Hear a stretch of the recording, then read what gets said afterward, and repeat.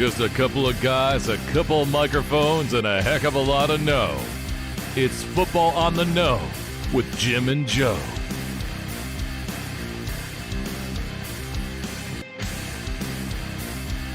What they say, it's not the X's and the O's, it's the Jimmies and the Joes.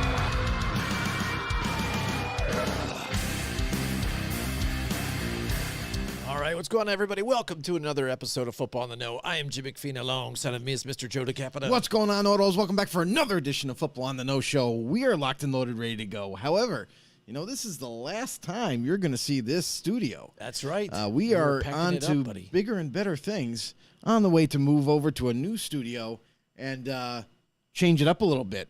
Yeah, absolutely. I'm excited. Finally got the closing on the house. We're moving, Joe. So it's been a lot of craziness, a lot of messiness with boxes everywhere and stuff like that. Yeah. So excited to get it done. And it's going to be cool. I'm excited for the new beginning, too, with what we're going to do with changing the studio up here. The studio's been very good to us, Joe, and we've made a lot of improvements. Like, if you think about the beginning of our humble beginnings when it started, we were just an audio podcast out there. And we started in the basement, and we had just a brick in the back here, regular brick. And, just even take it back further. Like crazy. We had a black table we bought from Walmart. Yes. And we had everything set up on top of it. And we're doing our little podcasting thing.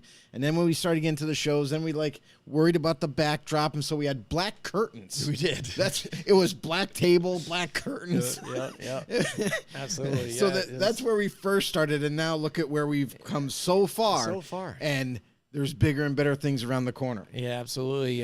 Thanks for everybody that's stuck with us since the beginning and stuff like that and seen the different changes. We appreciate you guys all the OGs all our know-it-alls out there. Hashtag know-it-alls. But yeah, and if you guys haven't yet, we are on all your audio devices too, and Spotify and Apple iTunes and stuff like that. Anywhere so you get podcasts, listen, we're over on YouTube. Do us a huge favor. If you haven't done so already, please encourage anybody that you know that likes to talk football, that likes to watch, football shows and everything. We're the most interactive football talk show you're going to find. We want you to help us prove that.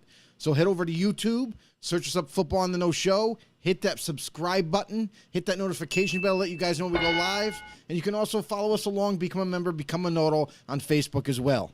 Yeah, absolutely. So, I mean, it's been exciting, and it's been an exciting year, too, Joe. It's been all over the place and stuff. And, we've done some old segments that we haven't done in a while. Been some crazy things that have transpired. Yeah, absolutely. And this last week, again, it just reminded me of a different segment that we used to do called The Rise, The Falls, and The Bullshit Calls. And I think it was this week that really broke the camel's back for me that I think we need to bring this segment back here, Joe. So we're going to go through the rise and the falls in the BS calls here, but we're going to start with the rise, and we're talking about some teams. Not only that, I think we should take a look at that. Where maybe had high expectations this season, but then fallen short this season. But then also ones that are on the rise that really, haven't done much or since a certain time have really been on a major win streak. So. We have some of our know-it-alls popping in. Brandon D'Angelo, welcome to the show. He said just dropped in. And our very own OG Tom Leiter has dropped in. He said, you want to talk about crazy? Is it crazy is himself had a Raider profile picture on his Facebook. That is true. That might be a bullshit call altogether, but also maybe a fall too on top of it, as a bet, But it's funny that Mike Tackett, hid for me when I tried to do mine, but didn't show up until after. But so we're going rise and falls and BS calls. We're gonna start up with the rise first here. So on the rise, I have got first here the San Francisco 49ers here, Joe. I think they are super on the rise. They've won 6 straight here since Trey Lance went down with that injury, and Jimmy Garoppolo took over. The team had a spark, and they've just been doing what they do, the ground and pound, but then also the weapons that they had on top of it. That defense, though, is the bread and butter of that team. Keeping them going, staying healthy for once, and you see what happens when the team can stay healthy. And then on top of that, at the trade deadline, go out and get a Christian McCaffrey here, that just another explosive running back and another weapon to help them out. But again, even now that Jimmy Garoppolo has gone down, you've got Brock Purdy filling in for his shoes, and they're still pulling out some wins, and they just had an impressive win against the Tampa Bay Buccaneers last week. Yeah, and that really all just stemmed down to Brock Purdy and how well he was going to play that week. His first start, and Mr. Irrelevant draft pick, mind you, a guy that came out of nowhere. The Niners had a lot of confidence in him, especially when they brought him in and started to see what they saw on game tape. He considered Mr. Irrelevant, not so irrelevant anymore. Very relevant is Brock Purdy, and a guy that's been kind of overlooked a lot. And the Niners took a chance on him. Listen, we've seen this story before where the Patriots took a chance on Tom Brady. And it is a chance. You never know how these guys are going to turn out. And Brock Purdy still has to write the rest of his book on how to play quarterback. But the key thing to note is that when Brock Purdy came in, a lot of people were excited about him because they saw in limited fashion the week prior of what he was capable of doing. Can he continue that success? Can he do it for a whole game? You know, can he not make the big mistakes that a lot of young quarterbacks make? And he looked like a veteran out there last week. It was insane. Like he didn't turn the ball over. He didn't make dumb mental mistakes. He got the players in and out of the huddle, up to the line, ready to go, and was spot on with his passing.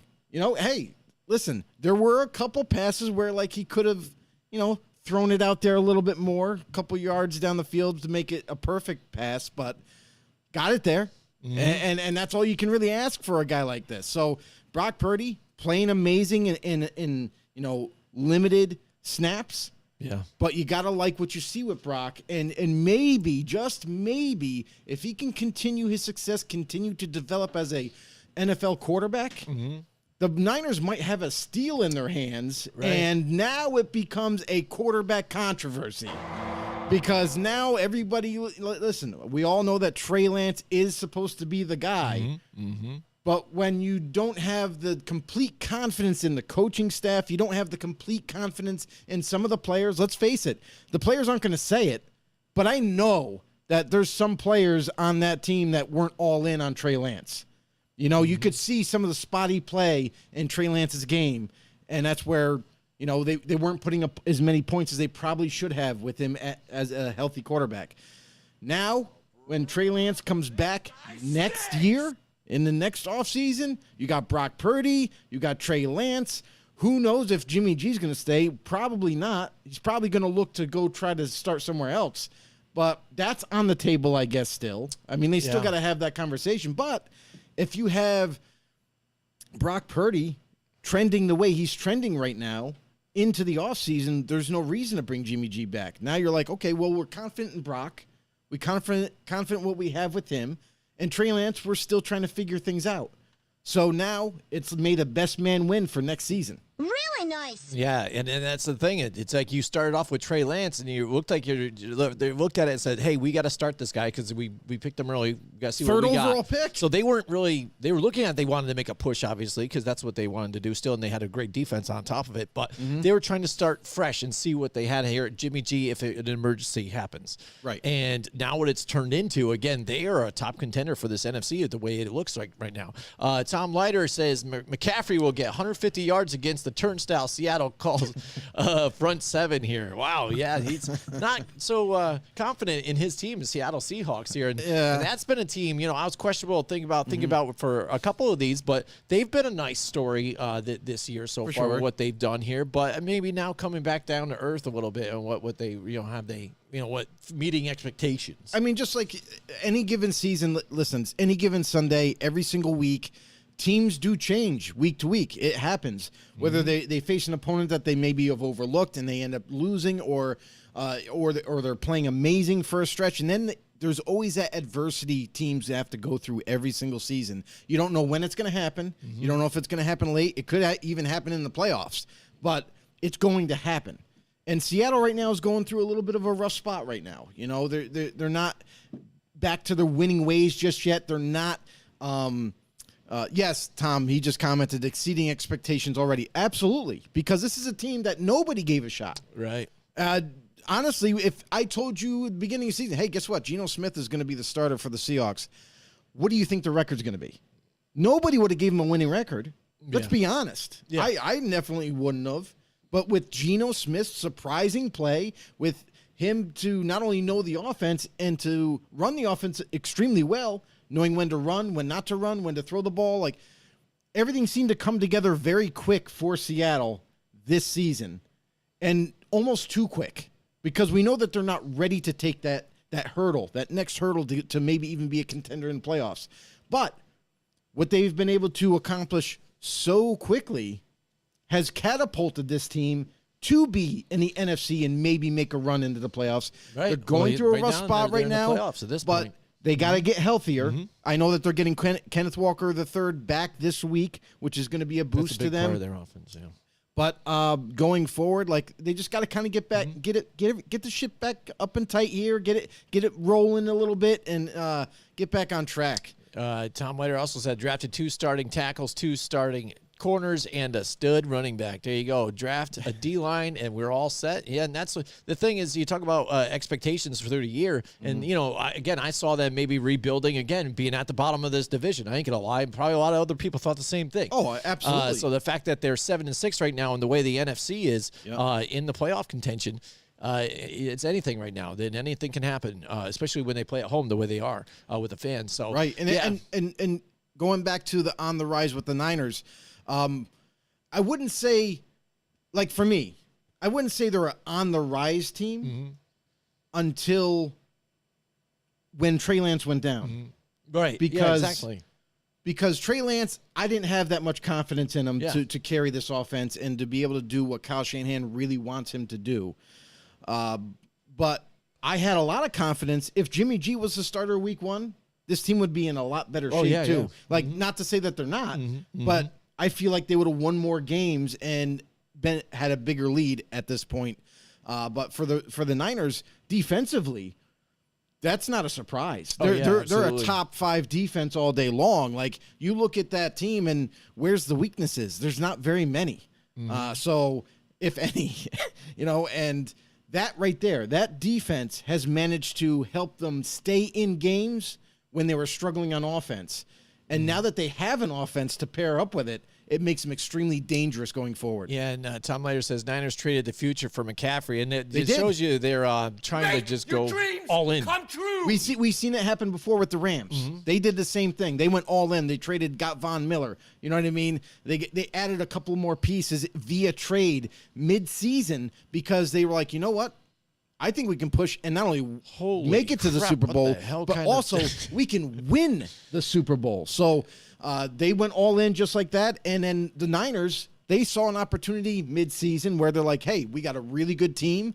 We have a stellar defense. We have an offense that can produce now. What do we need? Hey, is there an opportunity to get one of the best running backs in the NFL? Yeah, sure. Let's go get him. And by adding him to this offense, who are you going to defend? I know this week Deebo Samuel is out, like tomorrow night's game. The Niners play against the Seattle Seahawks. Deebo's out on a short week. But that's okay because look at what other weapons do they got? Brandon Ayuk, George Kittle, Christian McCaffrey, who kind of does everything, receiving and running. You know what I mean? So it's like you think of all these other players that they have, and it's like when one goes down, it's not like, oh, well, half our offense is gone. No, they're still okay. So the Niners, definitely one of those teams that you got to be a little bit nervous about playing week to week. But let's see what Seattle can do tomorrow. All right, Joe. I did not set up the one restream chat box, so I wasn't expecting a novel here. So, all right, can you read what the next the comment? So we have Brandon. Brandon just chimed in and said, okay, there we go. "Talk about some BS." Know it all. He's coming in on the segment here. Talk about some BS. He goes, "Can we please address why Andy Dalton is still starting for the Saints every week? Am I missing something here? Spending all this money on him after him playing fairly well the first few games before his injury. Does my head coach eat a bowl of oops and oot-ohs before every game? Is there something he sees in Dalton that the rest of us don't see? And I'm sorry. If Taysom Hill doesn't get more playing time, I think he needs to go play for a team who's going to let him shine and play how he plays because clearly our head coach doesn't. Taysom, in my opinion, is a top 15 player in the league, and it's not being shown. It also says you don't have to read it, all just venting, LOL. Well, we read it anyway. We did. And I'll have to You say did. there's a Congratulations. lot of questions in there, and there's not a whole lot of answers, to be honest with you. Dennis Allen, their new coach, coming into this year, we also had we were a little skeptical about Dennis Allen taking over the head coaching role and how Now you this see why, you offense think, right? and how this offense was going to change, because we knew it was going to change. Mm-hmm. There's no Sean Payton anymore. He was the creative mind behind the Saints offense. And now even with the fact that you have Kareem Hunt and you have a guy like Taysom Hill, who's kind of like an X factor player where he can do a lot of different things. Plays special teams, plays tight end, he could do everything, right? Coming with this transformation over to this different offense, we knew it was probably not going to be that creative as it once was. We knew that they might not even be able to utilize a guy like Taysom Hill at his full capacity like Right. Sean Payton did. So we kind of expected them to take a step back, maybe even 2 or 4 or 5 steps back in the offense, because it wasn't going to be the same as Peyton runs. So creativity, yes, it has to be there, especially with players like Taysom Hill, especially with players like Kareem Hunt.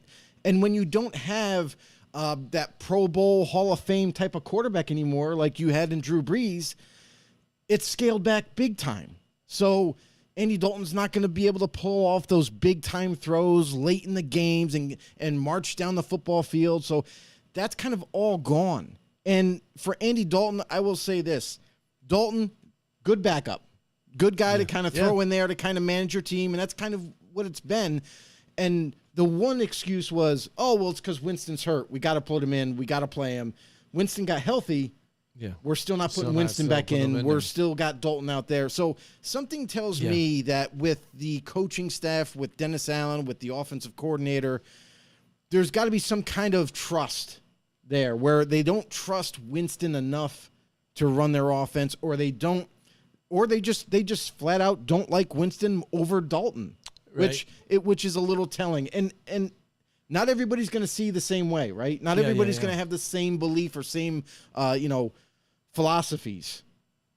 But like if you're a Saints fan like Brandon is, who would you rather want to be in at quarterback right now? Because if you're both healthy, Dalton and Winston are now healthy. Or Winston's been healthy, but if I'm a coach there, I want to see Winston, because you understand this. Both quarterbacks have their fair share of faults. They both turn the ball over. You know what I mean? But the thing with Winston is he throws a hell of a nice deep ball. You know, he has a strong arm. He can be accurate given protection. Yeah. You know what I mean? And we've seen him have success with the Saints as a starting quarterback. But guess what we haven't seen? We haven't seen Winston with this Saints offense with all these players, with Chris Olave, with Jarvis Landry, with Kareem Hunt, with Taysom Hill. Why don't we have Winston now out there? And you know what? Yeah, the Saints have gone through, the ringer, through this season, so, but why not have, as soon as Winston was healthy, put him back in, see if the offense, there's an uptick on the offense, see if there's some playmaking ability that can be created with him now having these other weapons. Dalton was there for insurance. We knew that from day one. Yeah. Tom Leiter says Dalton is middle of the line. You have a QB worse than him. You need a new one. If your QB is better than you are okay. All right, mediocre. So he's saying he's the fill-in guy. But what you're saying makes some sense there too. But Brandon says, he goes, I would just like to see what Winston has to offer after his injury. He wasn't playing bad at all those first few games before this injury. Right. Well, that's what's funny, though, because the first thing he went to in his comment, though, he wanted to see more Taysom Hill. But now, again, you bring up James but that doesn't mean a quarterback.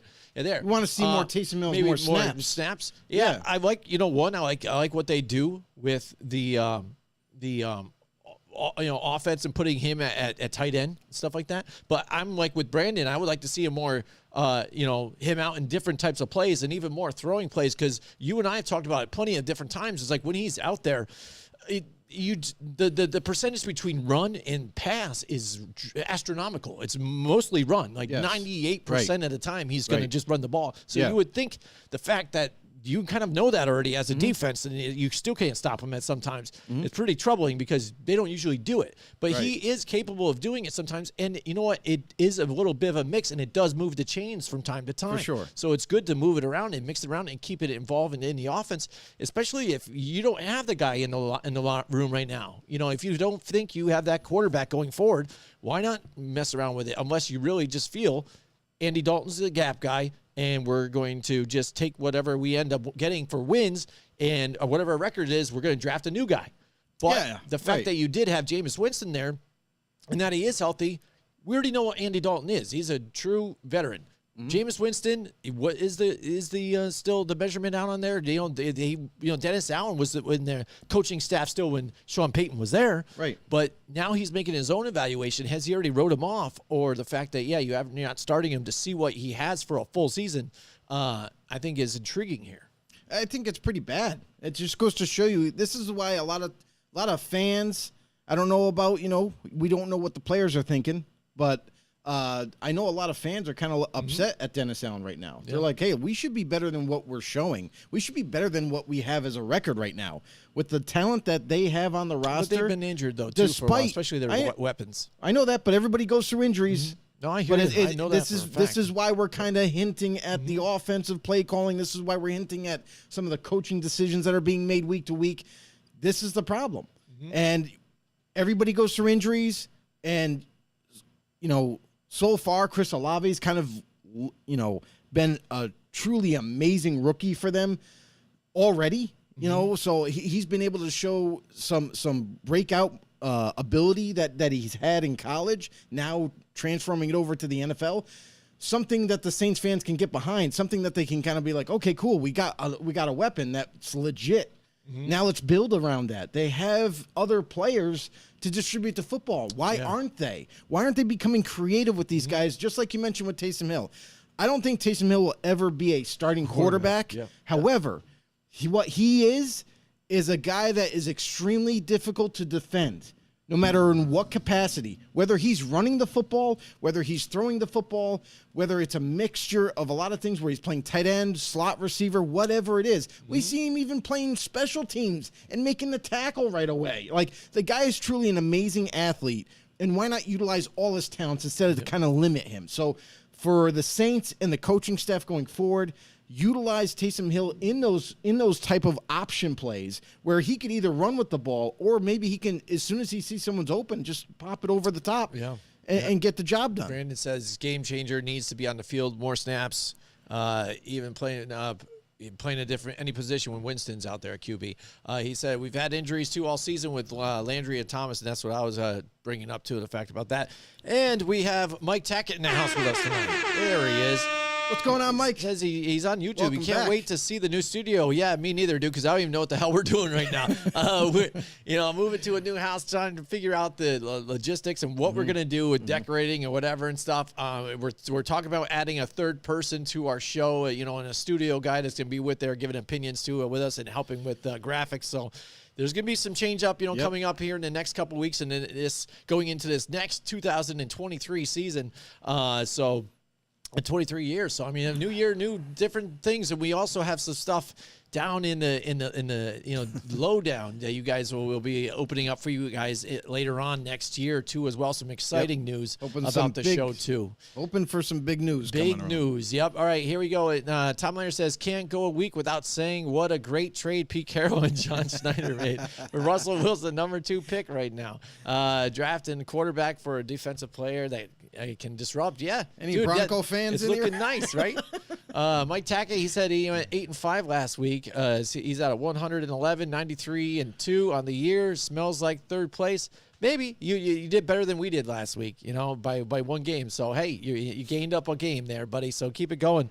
It's a couple weeks to go still. So we'll see. Still got Right a now, few, I'm yep. drinking between Joe and I. So I'm down by 2 games. So almost went down by 3 this week. Anything but, can change. Yeah, anything. Like you said, you caught up to me. I was ahead by 2. You caught up and then took the lead within 1 week. So it's pretty crazy.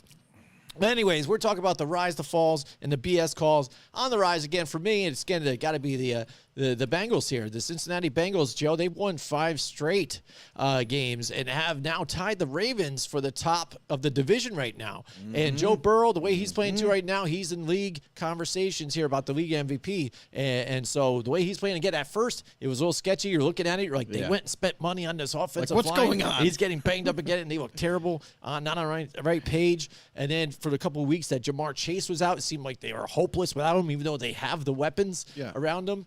Joe Mixon was running the ball really well, but since his injury now, Samaje Perine, has really stepped up to the plate, and plus some others here getting and going for this offense. Jimmy is a better drunk. Tom Leiter just commented. I am. I think I am. There you go. I think I'll give the DJ point to that. But yeah, he said is. Yeah, we got you. Yes, we know. I know it is. I could be Liz too. But yeah, like for the Bengals, they were a team that we had. Hey, listen, I think didn't we both pick them to win the division before the season started? Yeah, I think we both picked them to. Yeah, I know I did. Yeah, because listen, big playoff run right to the championship game. But what did they have to change? Not weapons. They have those. Not defense. Defense was pretty good. It could be better, right? It could be better, but the main thing was offensive line issues. The main thing was not being able to protect Joe Burrow, and they did that this offseason. Huge turnaround on the offensive line. So they got a lot of veterans. They brought them in. It's like a completely new line. So we thought, hey, there can't be much stopping the Bengals. And to our surprise, the first half of the year was looking a little sketchy. Like sometimes they were always behind. They just couldn't get anything going offensively, and defensively had a hard time stopping people. But now it seems like this is the team. Now this is the team that we were expecting week 1. This is the team that we have a lot of confidence in going into the playoffs, making some noise. The offensive line again. They have to stay healthy on that front. They have to, because in order for them to push deep into the playoffs, they need that. They're going to go through, just like anybody else, they're going to go through some adversity. But if that can remain the way it is right now, they're on a good pace right now. Offensively, putting up points, defense, feeding off of that energy and shutting down offenses. So the Bengals are, in fact, on the rise. They are, in fact, the team that we viewed should have been there week 1. Right. And what we saw, again, I think what it was big too is that one game now that against the Chiefs again. It was like the AFC Championship matchup again, the rematch, and they just put the pedal down too and beat the Chiefs to where a lot of people were ready to recrown the Chiefs as coming back, and really did it here this week, this past couple weeks ago, and have really made a push, and that's why I'm saying there you go. They are on the rise, and they're that hot team and looking to get back to the Super Bowl again. Tom Leiter has a question for us. I just want to talk. All right. Let's say Tom Leiter first. He says, can Houston be instantly better with a quarterback, and who do they pick, Joe? What do you think about that one? I don't think so. I think, listen, this is a team that we knew had to rebuild. They have some weapons offensively. Like they still have Brandon Cooks. They still have Nico Collins, who actually starting to come into his own. They have that kid Jordan Atkins, I think is the tight end for them. Very athletic, good size. He's kind of improving week to week. Their offensive line, they definitely went all in this offseason and kind of changed it over and made it much stronger up front. So. And then obviously the draft pick Dameon Pierce at running back is a huge find for them in the draft. So I think offensively, they still could use more wide receiver weapons, of course, better ones, upgraded at that position. However, I like Davis Mills. I like him to be their starter. I think he can definitely handle the job.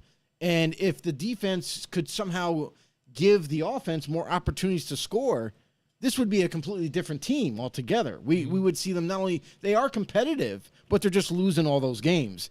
We would definitely see a different team where they're winning more instead of losing. And then defensively, I feel like is where all the holes are at. That's the part where they really need to rebuild this upcoming offseason via draft, via free agency, what have you. But they definitely need to bring it in. Now, they have a couple of standout young players. Jalen Petrie, who if you watched our draft show a couple years ago, I had him in my top 10 of safeties coming out of the draft. Kid is balling out like crazy for them. So that's a nice find that they have. Also, they drafted the corner there from LSU, who's actually starting to not only get better as an athlete, but also remain healthy and making some plays. So they have some younger pieces on that defense, but they just need to fill out the rest of the holes. They need linebackers. They need another set of maybe another corner or two. You know what I mean? And then defensive line-wise, they need some big playmakers up front. So basically, their defense. That they just need positions on defense to become a better team. Mm-hmm. Absolutely. We've got Tom Meyer says Clowney was a fail. And Mike that's an understatement. Yeah. We know it. Here we go. Mike Tackett, he goes, let's talk about some BS calls here. He goes, the Georgia All right, Mike, what do you got? high school state championship game ended in controversy.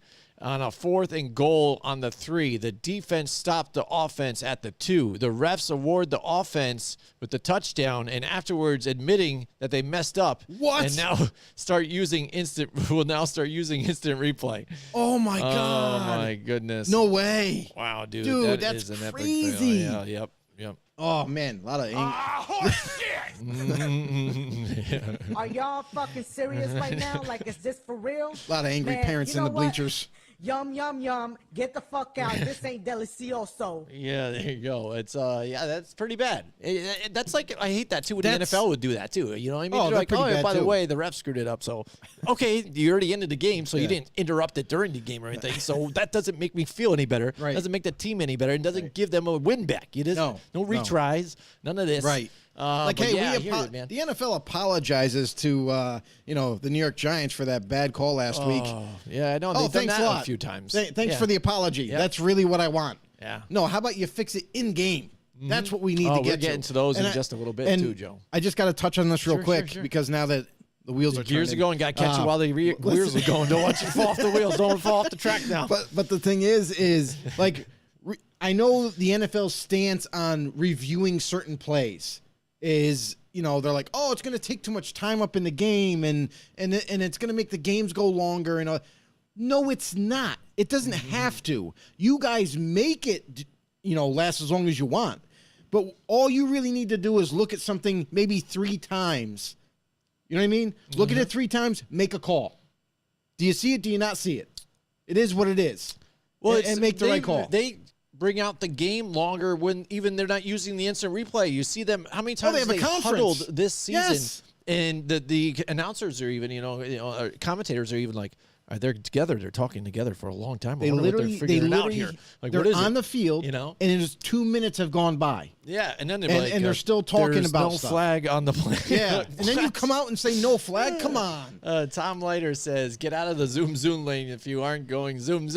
That's perfect for our other show, GTTP, which we have to get back into too, Joe. Tom Leiter would be great for that. He's got to come in and join us on that because that's a good one. A little Yeah, gripe right. about people Yeah. getting in the fast lane and not going fast, stay in the speed limit here and just steady going, get the hell out of the way. That's a passing lane. Not supposed to stay in There are there. days where I want to go, and then there's other days where I'm like, Don't get me started on those types of things, Tom Leiter. That's why we have a whole show dedicated to all that, because I can go off on some crazy tangents about a lot of different things that We've bother had me. some very interesting arguments. Yeah, absolutely. So here we go. We're on the rise here. I'll be here all week. There you go. Absolutely. So on the rise here, I'm talking about the Detroit Lions now too. They've only they've won 5 of their last 6, Joe, and they're putting up points. This was a team that we talked about early on that was leading, in the league, in offense and stuff like that. And they're starting to scratch and claw their way back there. And look what they're doing. You know what I mean? Look what they did, last week, even putting some points, the 40-plus points too, what they did to, the Minnesota Vikings stuff, just really pounding on these guys lately. And now they're kind of the scary team right now because now you got Jameson Williams now healthy too to add on to that weaponry that you'd have for Jared Goff, and he's playing pretty well too. I talked about him last week and how he's kind of underlooked in being that steady quarterback. Well, it was and being that type of guy that's not, don't have to be a franchise quarterback or whatever your savior, but steady, don't make the mistakes and run the offense. And there you go. I mean, and they're really buying into what Dan Campbell has done, and they're feeling inspired, and they're really coming on at the right time. Yeah, and that's the thing is like everybody kind of wanted to write off Jared Goff and say, oh, he's a terrible quarterback in L.A. and we need someone different. And, you know, they got their guy. They got Stafford over a guy with a stronger arm, a guy with, you know, a veteran. And they got their answer. But Detroit got their answer in exchange. They got a guy who they needed a quarterback that could start. They needed a quarterback. And mind you, Goff was younger. So it's like it worked out really well for Detroit because now they have a proven quarterback. They know what he's capable of. And to team him up with these other players on offense, Amon-Ra St. Brown, you know, the rookie Jameson Williams came on the scene last week. You know, hopefully he can kind of continue his little bit of success from last week and going forward because this team isn't done yet, you know, and the offense was always there. The offense was the number 1 rated offense in terms of points, you know, early in the season. So it wasn't a question about how their offense, you know, is not putting up enough points. It was the defense was letting them down. The defense wasn't always, you know, hitting on all cylinders and wasn't always making plays. But now, as the season has gone, we see week to week this defense getting much better. The corners are stepping up and making some plays. Everybody's making plays now on defense. So now that side of the ball has kicked up a notch or two, you notice that now they're beating teams by a bigger margin because now the defense is giving the ball back to their offense saying, hey, here you go, guys. Do with what you want. And they're putting up more points. And that's why we saw in that Vikings game them put up 40-plus points. It was ridiculous. To a Vikings team that was heavily favored. That this is a team in that division where they were like, oh, well, yeah, they're going to win the division and they don't have to worry about anybody. Well, nope. You got to worry about Detroit now because now that not only did they beat you guys in your own house, but now they are also trying to bargain for a playoff spot. And if they do, they're right on the might cusp not want to right play now. them. Yep, absolutely, absolutely. Tom Leiter says, the fuck happened to the Giants? They started so strong. I find your lack of faith. Well, injuries again. They had a lot of different injuries. And again, I mean, early on in the season, despite some of the injuries they had, they still had Adoree Jackson. They still had Xavier McKinney. They still had Fabian Moreau who's been playing really well for them. And the last couple of weeks, they haven't had those guys. You know, some of them came back a little bit last week, but still no Adoree Jackson. And, you know, that's the thing is, and they're still building, but with not having the weapons that they, you know, should be able to have, you know, and missing Sterling Shepard too on top of it, they can't compete. You see what the difference is with a team that's got weapons and has built their team up and who's ready, and the Philadelphia Eagles. You know, again, look at the different weapons he's got. You know, it's well, just they impressive. actually have weapons. Yeah, exactly. You know, and can an offensive line that's steady and can protect and then get the running game going. We're revolving guys in and out and stuff like that too, and so we're still growing and still getting through the bumps and bruises. Yes, Kenny Golladay has been playing, but we already know what he is at this point, and he's just been a big disappointment altogether. Money. So it is what it is. But you know, the Giants, they had some good wins. They're still in the conversation. And they still have fighting. a chance to They're still still be in the playoffs. And by the way, we're just going to do a plug here while we're at it too. This Sunday, we're going to be at Restaurant 605 once again, Joe, for the Washington Commanders and the New York Giants. It's a playoff atmosphere game right here. This has is big. implications This all is over very, on it. very big. This game right here, Giants and Washington going at it. And listen, we all seen, if you didn't notice what happened last time they faced only a couple weeks ago, ended up in a tie, went into overtime, couldn't figure it out, ended up in a tie, and this is it. You know, if you can steal a win in this game, that's gonna play off huge in this not only division race but playoff race. Yeah, I say absolutely. division race And for a second. They even had the chance to win that game and just didn't get it done here. And both teams even too in that game. It was so back and forth. So this is going to be another close knockout drag game. It's going to be tough. Hopefully the Giants can get a victory here for my behalf here and everybody at Restaurant 605 there because they're all Giants fans there. By the way, again, here's the promo again. If you guys missed it and anybody listening to audio, you got $4 Miller Drafts, Joe. That's awesome, especially the way prices are now these days. And the fan favorite Buffalo Honey Garlic Baked Wings. Those things are amazing. They are so and everything there is amazing. Everything there is so good. So and of course, like, our friend Deion Lewis will be there as well. Right. Our boy Dion will be there as well. The food, the menu, it's constantly growing and changing, and anything that we've ever ordered from there has been absolutely no short of amazing. It really has. Restaurant 605, if you're local to the area, the Albany area, head over there Sunday night, 7 o'clock. That's where we're going to be. Restaurant 605. That's 605 New Scotland Avenue in Albany, New York. Boom. Head over there. Just stop by, say hi, grab some wings, grab some great food, drinks. It's going to be a good time. Absolutely, a giveaway. And Tom Leiter says John Stone Supply. John Stone Supply. Tom Leiter, we are no longer with John Stone Supply. John Stone Supply is no longer here in the upstate New York. They sold their business away. Yeah, they're out. So there you go. They're out They're now. out. So maybe if there's still one out by you, Tom, maybe that's some of the last remaining here. But they sold their business out around here. So no more John Stone Supply here. That's it. But we do. We're done. Yeah, that might be a great plug here to talk about our friends at Paul Perry Kitchens that just popped up right there, though, too. Paul Perry Kitchens, who are around here, and now all in one great location. They have 2 different types of service for you, whether it be your custom closets or your custom kitchens. It's all in one location there at 115 Freeman's Bridge Road now. No longer going down the road. Go right there. Check it out. Design your custom shower, your closet, your kitchen, all of it all in one. It's the holidays. Get that stuff done for your wife. Have her step into a brand new closet or that brand new beautiful bathroom with the shower and everything. They can replace your glass, your screens, whatever you want to as well. Go check them out. Talk to one of their designers today. They are 115 Freeman's Bridge Road, or check them out on paulperrykitchens.com. And Tom Leiter says builder's first source. So maybe that's what it is now. Maybe they bought it. And All right. That's the name now. So Get your lumber, and they might deliver it. Oh, so that's where he's spotting his thing, though. All right, I like that. All right, builder's source. There you go. Get your lumber, and I might deliver it. Not to us. He won't deliver it to us. Well, yeah, he's going to It'd be be very pretty impressive expensive. if he does deliver to us. That'd be pretty crazy. But yeah, there you go. There's But yeah, real quick, I wanted to, back on the Giants real quick. Sure. Not only have you guys not had any weapons that have been healthy to play, like Kenny Galladay's not a weapon anymore. Everyone knows that. We noticed that. But Yep. literally playing with no real receivers, nobody of name, nobody of any kind of like resume. A guy that's proven. It almost, their offense kind of reminds me of a high school offense now at this point. They got that stellar running back. They got a guy at quarterback that can be mobile. He can make some throws, but it's mostly a running style, short game offense that a lot of high schools will run. They run the ball a lot and everything. And Saquon Barkley, thank God he's still healthy. Thank God he's doing his thing, because without him, this Giants offense wouldn't be anywhere without him. Yeah, he's been shut down the last couple of weeks, though, too. But again, when you have guys you're throwing to named Ricky James and stuff like that, and it's just not going to get you done. Hodgins, it's guys that aren't normal starters. And you win against a team that had, A.J. Brown and things like that. Dude, it's not Devonta a comparison. Smith. Yeah, it's not a comparison.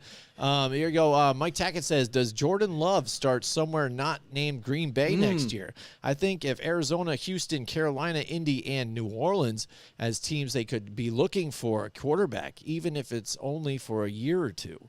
That's an interesting question here because, too, you hear about the way Aaron Rodgers has been acting about this whole thing. Right.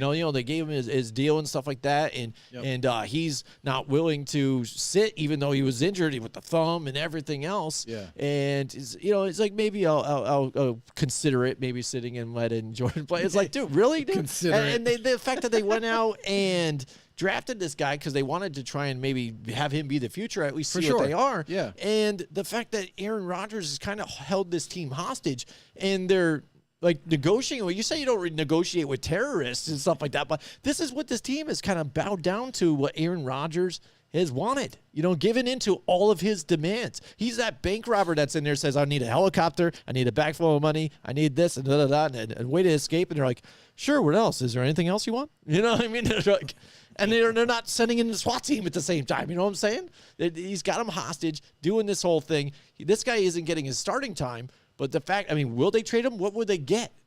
People won't even take a trade. They will just wait until you release the guy. A team that is really seriously interested will trade for him. You're not going to get anything crazy. You're not going to get a first rounder. You're not going to get you might not even get a second rounder because there's a lot of the unknown with Jordan Love still. He looked good that game when Rodgers came out, looked really good. But guess what?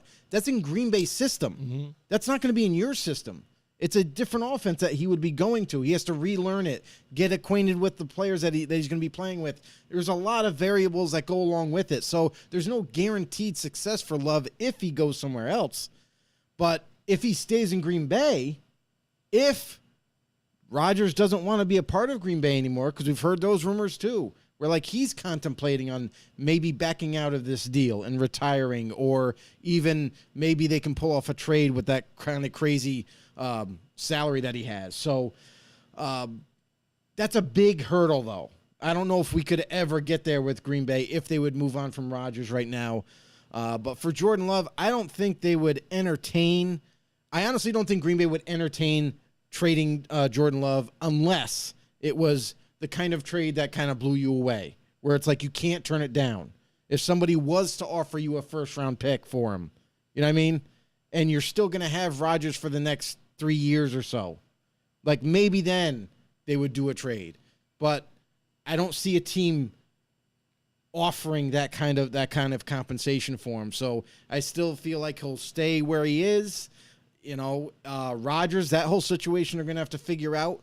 And then who knows? I mean, if in fact Rodgers does decide to retire at any point in time, and then obviously you'll have your guy right there in waiting. So, I don't think teams like Green Bay is one of the smartest organizations around. They make very good decisions.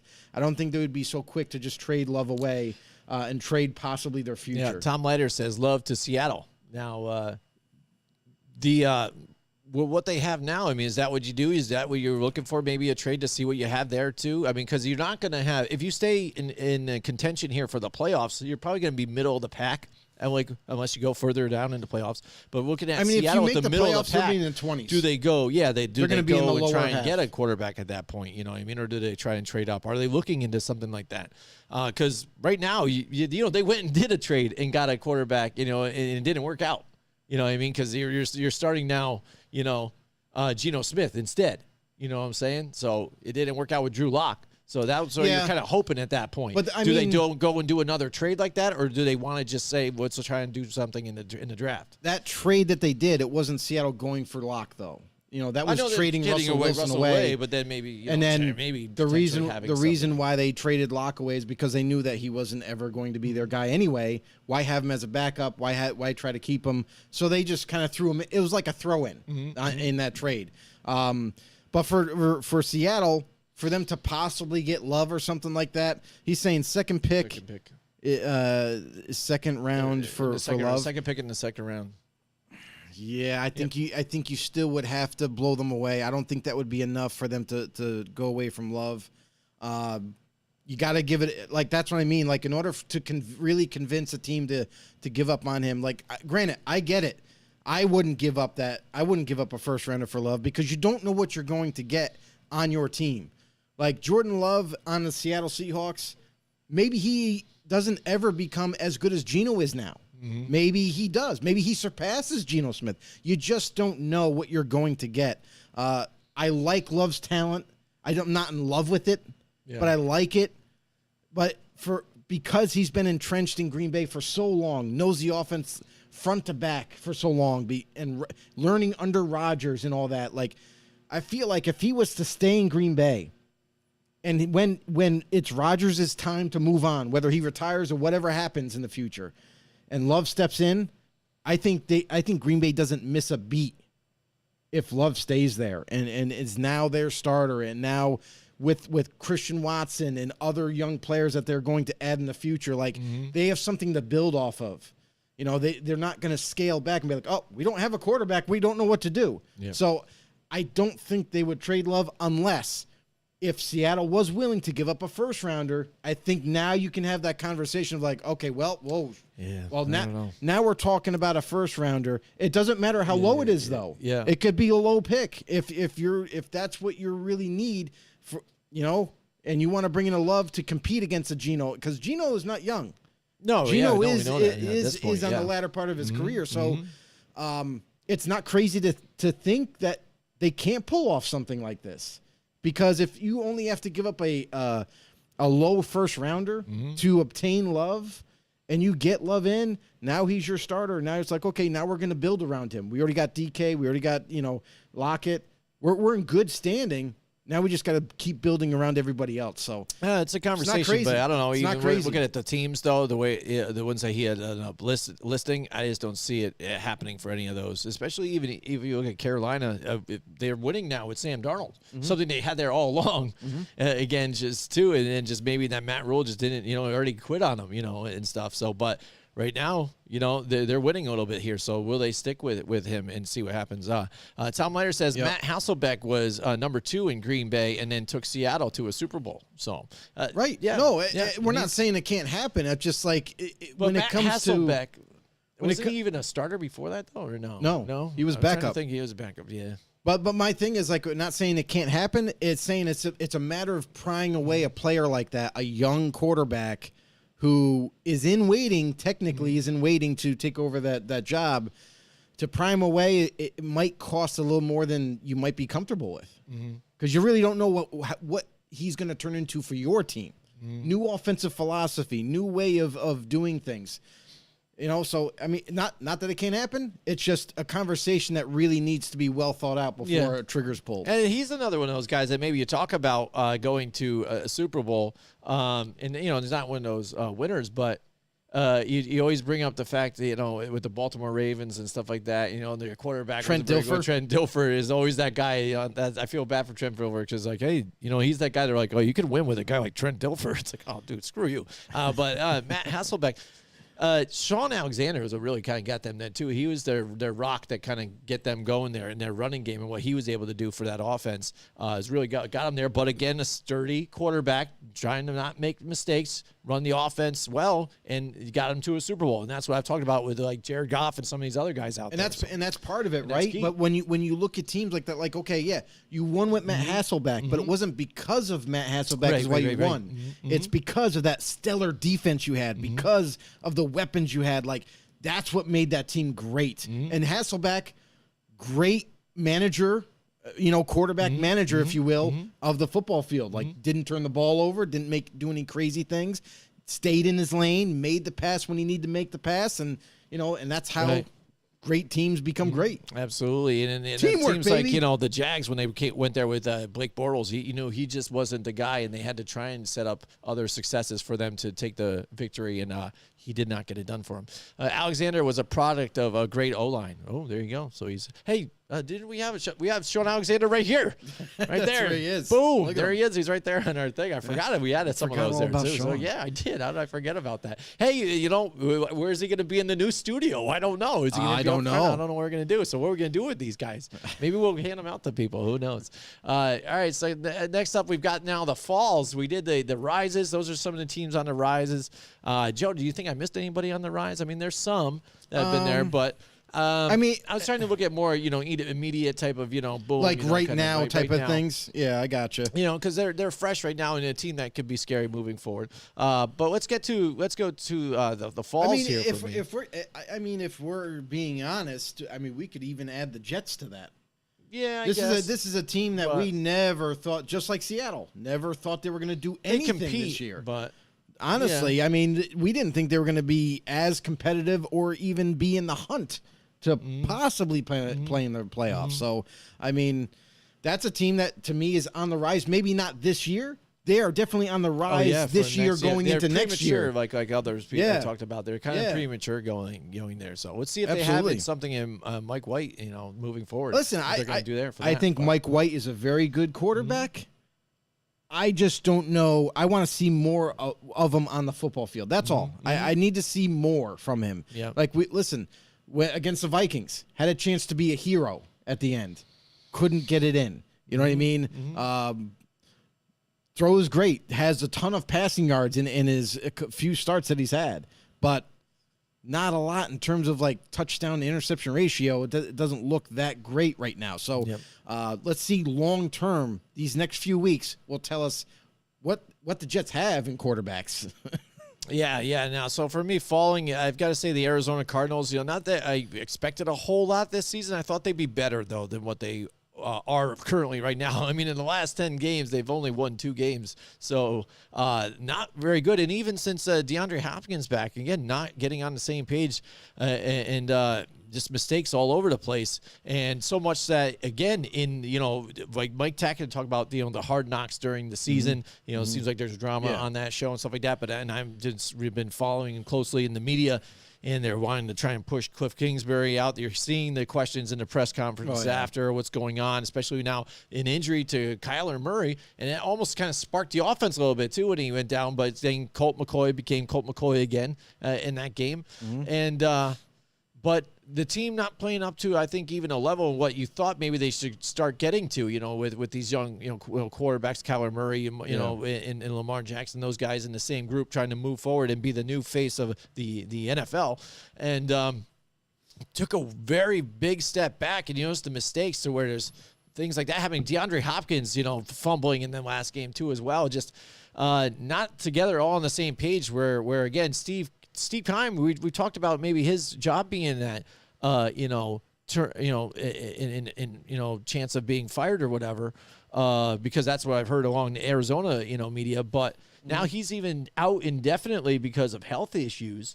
So what does that even mean for this team? We've seen that even happen with them, with Bruce Arians had done the same thing for them and stepped away for a while, and then they've eventually moved on. So does this give them the door to kind of be like, all right, well, let's see what this interim guy or whoever might do. Well, we're going to work with somebody here as assistant and yada, yada, move on from him. And he might just walk away from the game because of health reasons. Yeah, I mean, and that's the thing. Like, health is health. Like, it's important for everybody. Andy Reid went through it. Yeah. Andy Reid had to step away from the game to get right. And Steve Keim now he has to. So could this be like a situation where, like, he's stepping away for health reasons, but it's really Keim saying, I'm going to step down, I'm out, and then you guys can hire a new GM in the future. Right. Who knows? But, as we get more details going forward, we'll let you know. But Keim's done a great job, I feel like, as the GM for Arizona. He's definitely helped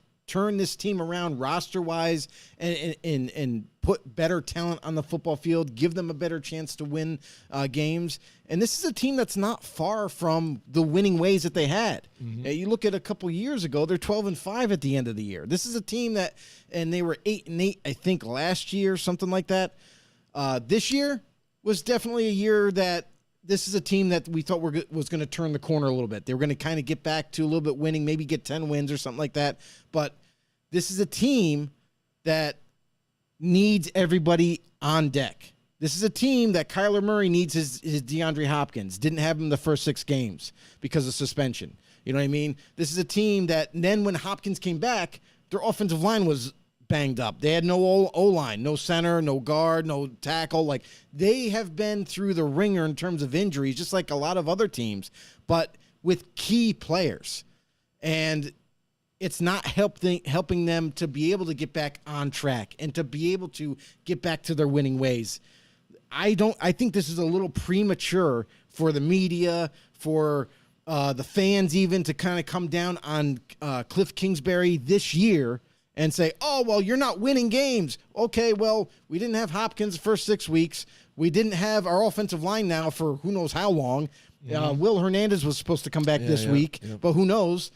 You know what I mean? And that's just a part of it. Rodney Hudson's been out for quite some time, and that guy is the quarterback of that offensive line. DJ Humphries has been missing games. Like, their tackle that they re-signed long-term. Like, there's some big pieces on this team that just are not staying healthy throughout this year. Right, but I think this is what they're looking back. Last year they went 11-6, and for that, a lot of that was that undefeated streak they went through for a while, and then the tail end they just tailed off. And now from that tail off and losing in the wild card, going right into the season, still continue now losing. And if you look at Kingsbury now that he's been there these past 4 years, that's his only winning record he's had was last year. Before that, they were 8-8, and then before that, his first season, they were 5-10-1. So that's what maybe they're looking at now. Only one great winning season, and some of those players that were with that team aren't even there anymore. Maybe, but look at that. It's time to move on. But the trend from when he took over as head coach, they got better. They got better. They got better. this season, yeah, they've had a falling out. But when you don't have all your players in place that are key players, I'm not saying everybody that's supposed to be your starter, but key players. Rodney Hudson's a key player. DeAndre Hopkins is obviously a key player. And they were supposed to have more. Hollywood Brown never could stay healthy. He just came back. You know what I mean? We saw even their one of their younger receivers that was starting to make a name for himself. You know, he's missed time. Now he's out for the year. Like, there's key players on this team that if they stayed healthy from week one majority of the time to now, I guarantee you this Arizona Cardinals team would have a winning record. Guaranteed. But the fact of the matter is when you lose key pieces, it is hard to overcome. Teams still try to overcome them, but this is something that Cliff Kingsbury has not been able to kind of overcome. He hasn't been able to overcome these key injuries.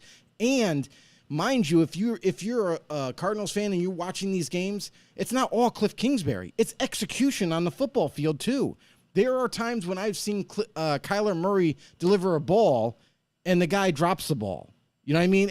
This happens with every team, but I'm just saying, when your team isn't executing the plays you're calling and the guys that are out there aren't your guys all the time, it makes it an uphill battle to try to win games. And I'm not trying to make an excuse for the guy, but I'm just saying, I think he's a good head coach. We've seen him do it before. We've seen him have success. We've seen the trend from when he drafted Kyler Murray and how this team, remember, when they first drafted Kyler Murray, that team had nothing really.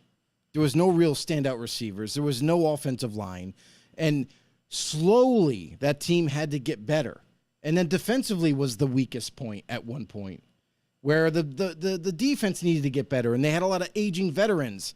And Patrick Peterson was there for ages, his whole career pretty much. And it's like now, then they started to transcend that side of the ball and started to add some players and find some players like a Buda Baker. And the team isn't complete yet.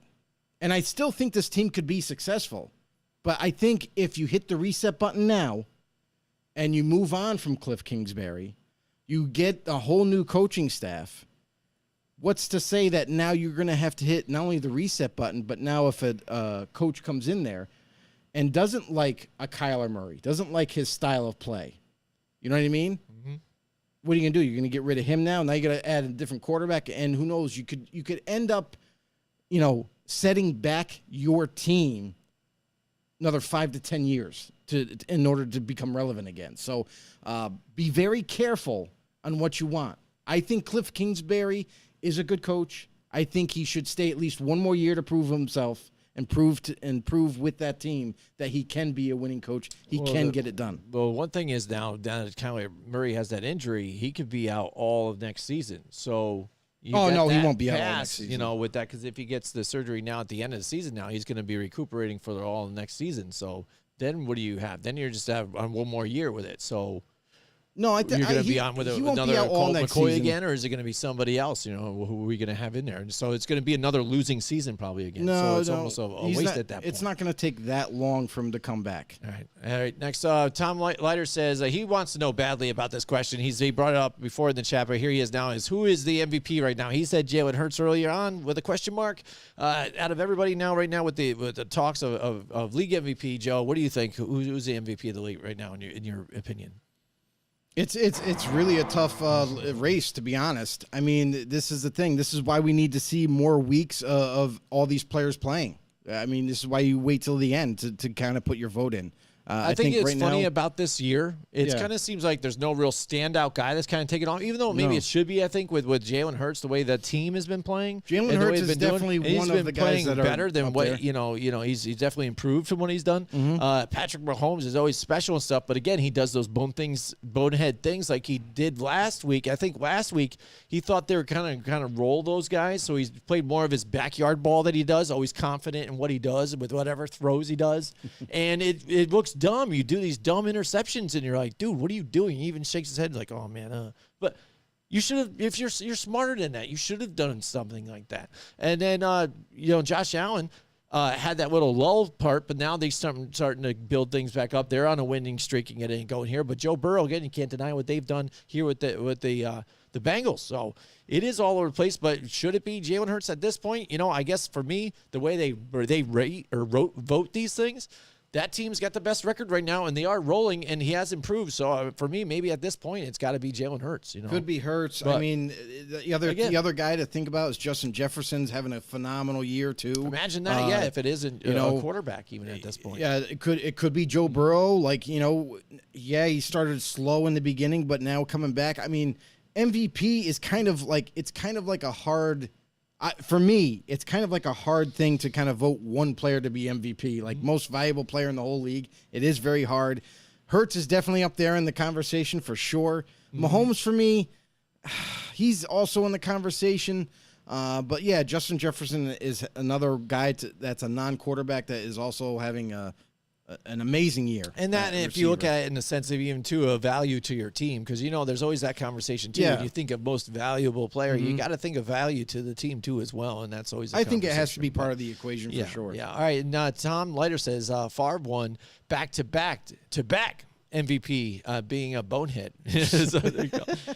So there, what are you saying? Now anybody can win it now. So there it is. Maybe, perhaps, but again, I don't remember even how far back that was were they obviously, I guess the Green Bay Packers were a winning team, and for a while too they had that same tight knit team together here, Bubba Franks and all those guys and stuff like that.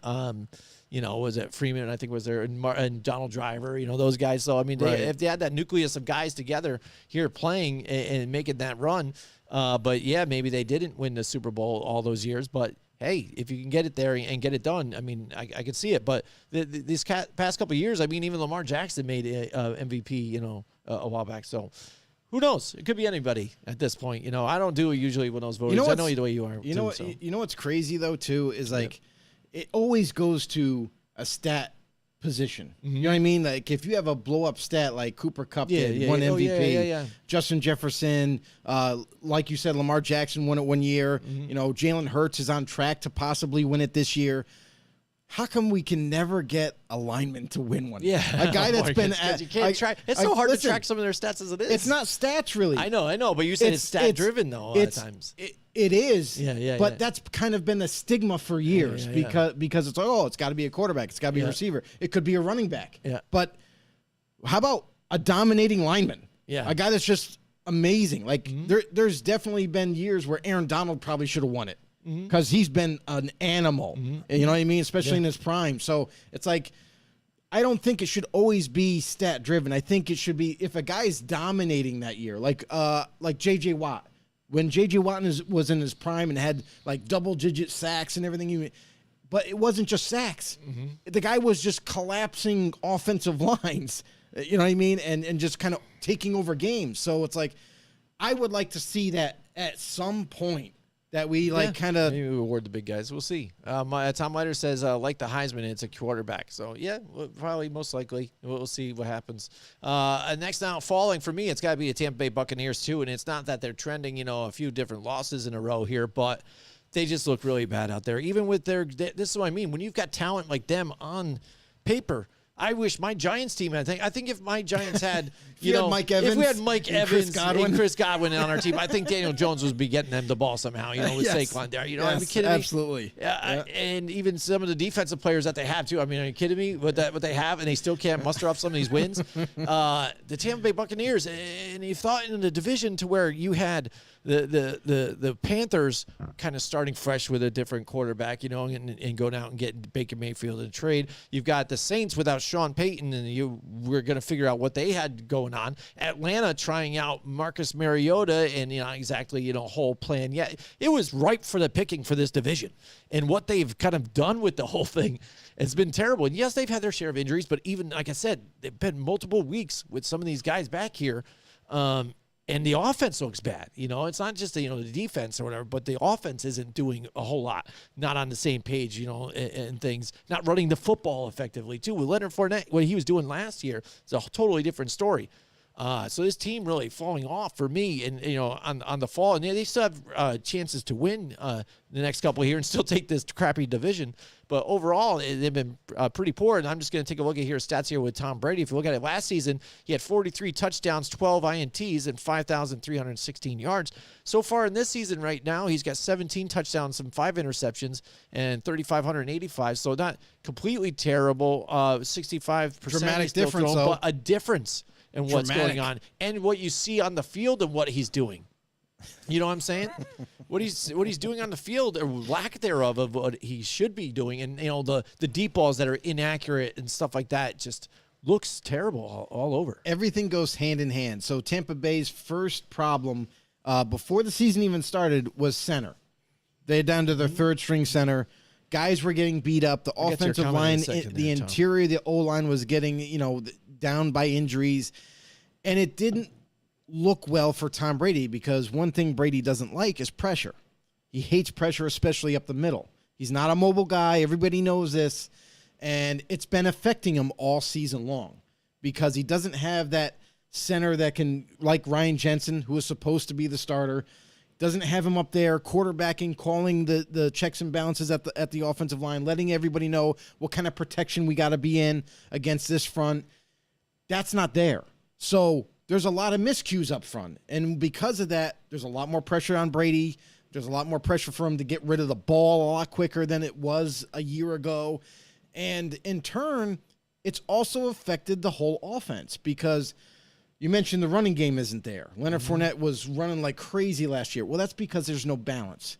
When Tom Brady can't get things going in the air, the balance is going to be, unequal.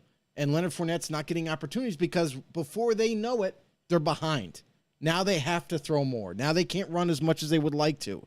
And they're trying to play catch up a lot. So I don't think the Buccaneers defense is a bad defense. I feel like it's good, but the problem is that they're on the field all the time now because the offense can't sustain drives, because the offense can't put up points. So there's nothing really to play for if you're a defender on Tampa Bay, because it's like, hey, we're trying to do whatever we can, but man, we're gassed. We can't keep up with this, being on the field that much. So everything is going hand in hand with this, and that's kind of why Tampa Bay is spiraling downward, is because they're just not getting everything going at once. If the offense was able to sustain drives, at least, maybe not put points every single time, but sustain drives, gives their defense a chance to rest, then maybe we might see a different team. But because that's not happening, because Brady's always pressured, we've never seen Brady play this badly at quarterback before. And some people are like, oh, what the hell's wrong with Tom Brady? There's nothing wrong with him.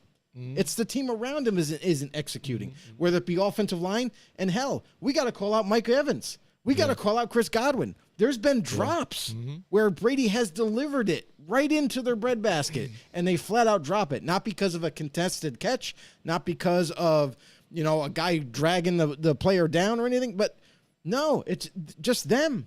They're not executing either. So with all that coming together, Tampa Bay is struggling big time. Yeah, and absolutely. they are in jeopardy of losing this division right now. Yeah, with some of the way the teams are playing. And like I said, Carolina now found maybe, Sam Darnold here, a new light and getting it going here. You got without Carolina? Christian McCaffrey, by the way, too, running 3 different running backs, too, on top of it. You got Carolina with Sam Darnold, who we said before, if he was there this whole season, who knows, Carolina could be on top right now. Already there, yeah. But that being said, now we're going to get a chance this week. Atlanta Falcons. Mariota's on IR, has a knee issue. He's done for the year. Desmond Ridder, rookie quarterback. What can he do for this Atlanta offense? Because you don't have Kyle Pitts. You're down to really Dylan, Drake London, the rookie receiver. Who knows? Maybe they can get a little chemistry going a little quickly, and Cordarrelle Patterson. Yeah, we'll see. All right, now, Tom, I'm getting to your comment finally, and this is funny because we had this question. We've already had this question. We've had this question on GTTP. We did. Again, another GTTP reference there. And was it mixed? I can't remember. Mike, I know my buddy Mike that was on there. He definitely he hates pineapple on pizza. I like it. Some people do hate it. I like pineapple by itself too with it, but the traditional Hawaiian Yeah. too, with the you know, Right. Canadian bacon or ham on there, whatever you Yeah. want to do, is delicious too. It's a different take on it, and I'm all about different flavored pizzas altogether. For sure. Yeah, I like the different combinations of pizza, but as long as it's not getting too crazy. Like if we're going right off the rails, you know, I like pineapple. I love pineapple. I like pineapple on my pizza. I think It's the got flavors the sweet with the I think the flavors with the tangy sauce and everything, I think it kind of blends well. Yeah. You know? Tom just says says no. no. He just says no. All right. That's all he says. He I just guess says that no. just means no. So I guess he doesn't like it. But that's okay. That's all right. You know, I to each his own. No! To each his own. To each his own. Yeah, again, that's Tom. That's God, Tom. He's like, please, no. He doesn't like pineapple. on Does there. not like it. Again, I think it's great with it. I'll usually everything. I've had the mac and cheese, you know, the hot dogs too on top of it. Really? I haven't had that. It's good. There was a place that was near Waterford where I used to live. You know, Okay, they yeah, had yeah. Like a chicken parm one too. Like they put ricotta cheese and everything on it, Oh, chicken really? chunks They and go everything. They had crazy. everything. They had a peanut butter and jelly one. And they had peanut butter and jelly wings. Peanut What? butter and jelly wings are the Yeah? bomb, by the way. Oh, You yeah, know, you I've don't- had I know those. I've had them at your Yeah. parents' house Yeah, too. they're amazing. They're good stuff. They are amazing. But yeah, I'm down for anything except for some crazy stuff of that fish, like the anchovies. No, deal. no, I'm not down with that. I don't do the anchovy thing. But the seafood pizza I'll do though too. Fresh so I'm all pineapple about is it. good, but soaked in soaked sugar. in sugar.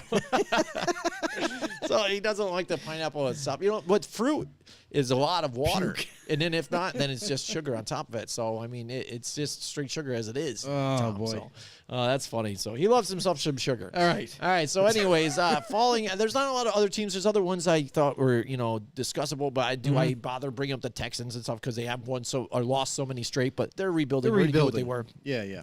Bears, same thing. I don't think what they expected. They're still rebuilding. I'll just say this one team, even go, they don't. I think deserve to be on this list a little bit. But I think just to touch on them real quick before we start getting into our the bullshit calls and stuff, and then we got to get into our picks. We're running out of time here. But the Rams too, with what they've done, again, losing that offensive line. They're doing very terrible, and now injuries are piling on top of them. They do end up getting Baker Mayfield here from waivers here. They pull out a victory last week, but I think was helped a lot, which we'll get to. And but overall, even on defense, you had Aaron Donald in there, but he's been banged up, and they're just not performing well. You see Jalen Ramsey, you've talked about it multiple times. He's just not the guy he was before, even the guy he thought he was before. So the defense not getting it done even to help out this offense because, again, they're on the field a lot now, too, because of the one-and-dones. And they haven't found a running back at this point, too. They're just up and down with Cam Akers and blah, blah, blah, and they just can't get it going. This Sean McVay offense is non-existent. You know what I'm saying? And so the Rams, for me, they're falling on their way down, falling flat on their face. And with the fact that they don't have any, draft equity after this whole thing is said and done, I think they're cooked. Listen, they put all their chips into the center table when they went for that Super Bowl. Yeah. They knew what was going to happen around the corner. They knew that they were going to, at one point or another, start losing games and not be relevant anymore. And how quickly has that happened? Listen, Aaron Donald, for example, they had to convince him to come back this year. Yeah. I think Donald, after this year, calls it quits and permanently Yeah, he's doesn't just come like, back. yeah, that 'Cause was a mistake. What's the point of me to come back when we're really not ready to make that kind of a run again? So Jalen Ramsey, listen, he every single week will pick a receiver that he wants to make fun of and say you're not going to get any catches on me, and every single week that receiver catches the ball on him. So. I think his time is up. I think he's no longer you can't even if you're a Ramsey fan, like come on, you got to be realistic about this. He's not the same guy he was. So for the Rams, they got some rebuilding of their own to do. That offensive line needs to get better. We know that they've kind of gone through some major injuries up front, but overall. No Cooper Kupp really kind of Oh, yeah, that definitely hurt him. doesn't now. that demonstrate for you? Like, here's my thing. This is very telling. Cooper Kupp not in the lineup. That offense is gone. Yeah. There's no offense. Yeah. Even when you have a guy like Tyler Higbee, who you should probably rely on more now that you don't have Kupp. Yeah. Guys at Van Jefferson when he got Van drafted, Jefferson, yeah. he hasn't No. stepped out and said, hey, I can be your go-to guy. Like, he hasn't proven himself. You know what I mean? And the other receivers that are on there, Allen Robinson goes down, done for the year. Yeah. You know, but before he gets injured, he wasn't doing much of anything. No, so he it's like, wasn't much of a big and that factor was anyways, with getting Cooper Kupp separation. in the lineup. Yeah. So what that tells me is that without Kupp, this offense doesn't stand a chance in the passing game. And it means that going forward in the draft, maybe you need to draft a receiver because it can't just be Cooper Kupp. It can't just be Tyler Higbee. You need to be able to have more weapons out there. So whether Stafford's quarterbacking or not, and for this team, the way they've been falling, there's no coming back. This season is done. It's over with. The whole Baker thing, great for you. You get a quarterback. He comes in. I honestly, I cannot believe in 2 days' time this guy actually was start. Obviously, Starting, Wolford yeah. was the starter first series. Yeah. They bench him, probably because he wasn't feeling good. Yeah. And then Baker comes in and was able to go through the whole game. Yep. That's incredible. Yeah, that is pretty incredible for them. But yeah, so now before we get to our bullshit calls, Joe, why don't you tell everybody about our friends at Mohawk Honda? Oh, our boys at Mohawk Honda. I mean, these people are phenomenal. I got to tell you. yeah. And you've had personal experiences with them, those guys. Whether it's scheduling. I think if I remember correctly, you said like they have an app that you can schedule like oil changes and stuff. Just You go can to their kinda pull website, right in. everything. You can pick the person you want to do it, like everything. Oh, that's crazy. Schedule the time, whenever they're available, weekends, whatever, dude. Definitely. I mean, that's the thing that you get from Mohawk Honda. Not only are they one of the best dealers to go to, they'll treat you like family. They'll answer any questions that you might have and help you along the way. They make the process so extremely easy to buy a car, even sell your car. And a lot of times you get more value than what you expected. So great staff. Anybody will help you out there on the lot, whether you're buying a vehicle or selling your own. Any other questions you have about financing? Like they're the pros. They know what they're doing. Go talk to our boy Greg Johnson, coming back. He's the GM, I believe. There, you know, he holds the fort down. You know, so he can help you out. It doesn't matter what level of staff they are; they're always there to help you, and they will help you find your car, help you they're along super through the nice. process. Listen. They also have crazy amounts of inventory coming in on the daily for these winter months. If you're in the Northeast, Mohawk Honda, they got Ridgelines, they got Pilots coming in, 4-wheel drive. You know, definitely going to help you out Electric cars with even with the too. winter. Yeah. I know Yeah, electric is making a turn around the corner for everybody. It seems like every other dealer's coming out with an electric car or vehicle. But yeah, Mohawk Honda, where they always go out of their way to please you guys. Yeah, absolutely. All right, so now on the other aspect of going out to please you, these referees have been really on my nerves. The season's been okay for the most part because I think they consistently make mistakes. So there hasn't been one major. Every season, Joe, you and I, we have this conversation. There's one major one that decided a game and stuff, and then everybody in the internet's in an uproar. You and I end up arguing because we have different freaking views on it or whatever and stuff like that. And then we're good for the next one. Tom White says can't stay. We'll be back. So Merry Christmas. Know-it-alls. Yeah, no problem. Thank you so much, Tom. Thanks for joining with us. We appreciate you. Much Definitely, love. Tom. Thank you so much for your support. Really appreciate you. Our OG right there. Yeah, absolutely. So again, they've been consistently bad. But I think one that really sparked it this week that really got on my freaking nerves was that Thursday night game. And that crew, I mean, the ref overall, because you had your regular line judges and all this other stuff, but the ref himself, who had to call the whole thing, seemed like he had to keep going to the other guys and like, what's his number again? And who is this? And what are they? And it was the conversations we're talking about, 10-minute conversations where they're talking about whether they even want to keep the flag down there or not, or what the call might be. Yeah. And then when it came down to the crucial parts of the game, the fact that the spot of the football on the fourth, on the conversion there to get to the goal for the Rams, and it's clear Cam Akers is clearly right about where that yellow marker is, and it's not definite, but they showed the pylon cam. You could see he's right along with the lines. The placement of the ball goes a whole nother foot in front of where that spot should have been. So automatic first down, and then on the touchdown, I didn't see clear evidence that there was a touchdown there at all. No. I even got turned sideways in that. Yeah. And the fact that even after a review, which did I see a review or not? I don't know. They say they might have because they review every score. Yeah. Still did not get overturned. I'm like, how do you do this? And I feel like that was the turning point too. And they just kind of, the refs, I know you're a Raiders fan, so I've heard you complain about it before, and I understand that. Maybe I thought, is this your point of view and stuff? But I am truly on your side, and I think that the refs screwed over the Raiders in this game, especially because even on the last remaining drives, they did not go holding on the right tackle, who was clearly holding Max Crosby every single play. Every single Rob play. Havenstein. That was Hooked the around the tackle. throat, knocking him to the ground, dragging him. Dude, it's clear as day. It's Oh, yeah. on the screen, right? And you could see it. And the fact they're not throwing it, they just ignored the whole thing for the fact for things that it was just annoying. And I'm It's the freaked out it's on the it. absolute I'm pissed craziest thing. It really was. I mean, when you're witnessing, and if you're a football fan and you're watching this, like there was even Chiefs fans. Now Chiefs hate the Raiders.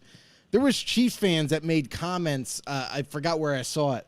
It was like, Chiefs fan here. I don't like the Raiders at all. But you gotta admit this is BS, and he dude. goes, I think the NFL's rigged based on this game. Yeah. Because he's like, even the Chiefs fan was saying, holy crap, this guy's Max Crosby was literally being chokeholded. Yeah. You know what I mean? Like he was getting by the guy, but the guy had his arm right around his neck and was holding him back and dragged him right down to the ground multiple times. And for there to be no flag thrown. And mind you, it's not just the head ref behind the line. Yeah. There's another guy right next to him on the other hash looking at that direction. How can neither one of you throw a flag? How can you miss that? And only way you miss that is by turning a blind eye, not choosing to throw the flag. There's no other excuse otherwise. That game alone, if you haven't noticed any game besides that Thursday night game where the refs completely botched it, and we know that other referee crews, maybe even the same one, has botched games before. Nobody's perfect, we get it. But when you have multiple chances to things. throw a flag, and especially when they called it on him earlier, and it wasn't as egregious as the last couple were throughout the whole thing. And that's the crazy thing is that drive, the last drive for the Rams, should have been called multiple times, never was called once. They let the Rams go all the way down. They even called penalties against the Raiders to help them get down The there. pass interference Yes. And it's like, wow, you can't even give us one? You can't, like, if you're not going to call that holding call, you can't call that pass interference call. Yeah, you definitely call that one because even the wide receiver saw where the ball was, and he clearly just ran into the safety. The safety's just there because it ran in, and boom, and the ball's clear there. It's a non-catchable. You were not catching that ball. But you're absolutely right, Jim. Like that game is the reason why, if people paid attention to that game, and whether you're a Rams fan or not, if you're not being biased and you're watching that game as a football fan, that game, if that's the one you pick out of the whole season and say, I think the NFL's rigged, you have a legitimate argument because there's no excuse to the way that game unveiled. Yeah, and then the fact that they come out with it, the true Hollywood story, they started glorifying Oh, this they whole, glorified Baker Mayfield. Mayfield's What'd Baker comeback, do? Yes, which He made one throw. Right. Didn't do a whole lot during that game. They pretty kept it simple, and he was overthrowing a lot of guys. He's got to throw to Atwell, who's tiny, and he's overthrowing him during that drive too as well. So, give him respect for getting in there after only 2 days practice or whatever. He couldn't overthrow the last one. And he couldn't overthrow the last guy. Had to get He nailed easy, it. But that's who he should be doing those throws to. But I'll tell you that was a big one all around. Yes, bullshit calls all the way on that game. However, there's one thing I have to point out, and if Patrick Graham, this is the one ridicule I'll say about Patrick Graham. Well, I know he's a good D coordinator. I like him and hate him sometimes. That last drive against the Rams, when you're playing defense and you have them pinned, there's 15 seconds left. Yeah. You don't play single high safety and press coverage. You just don't. You keep the ball in front of you. You play cover 2, and you keep the ball in front of you and tackle them in bounds. And clock runs. They had no timeouts. The one thing you cannot do is give them a bomb pass into the end zone. You just can't. Yeah. And that to me right there, like I was like, what the? I just didn't know what to do. I know. But moving on from that one, another one that really set me over the edge and why we're having this conversation in this segment. By the way, you guys out there, know-it-alls, I know you're out there still watching.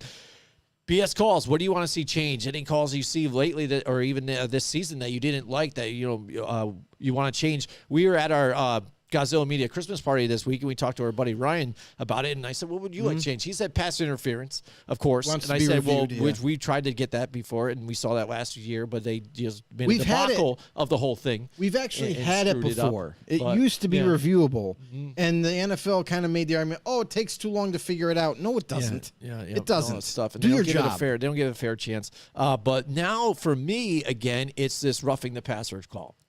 I think that Miami Dolphins game there. What was it? Monday night's game? Is that what it was? What was that? Sunday night? What Roughing was the that? passer call. The Yeah. roughing passer got it. Whenever Miami was the rookie Miami DN. played. Yeah, against the Jalen- Chargers.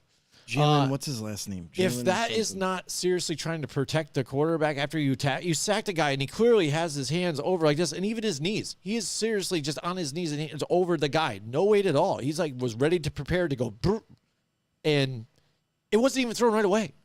Like everybody's walking back, he's celebrating, and announcers have moved on, ready for the next play, and then all of a sudden, off camera, a flag comes out, and there's like roughing the passer, and you're like, what?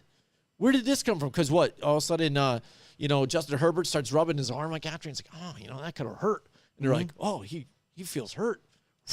You're like, what is this crap, dude? What is this? I understand you want to protect quarterbacks, and this body weight thing is stupid. Look at the size of the guy. His body weight was crushing Justin Herbert. I mean, give me a break here. And like you said, he did the whole brace himself. You could clearly see it clear as day.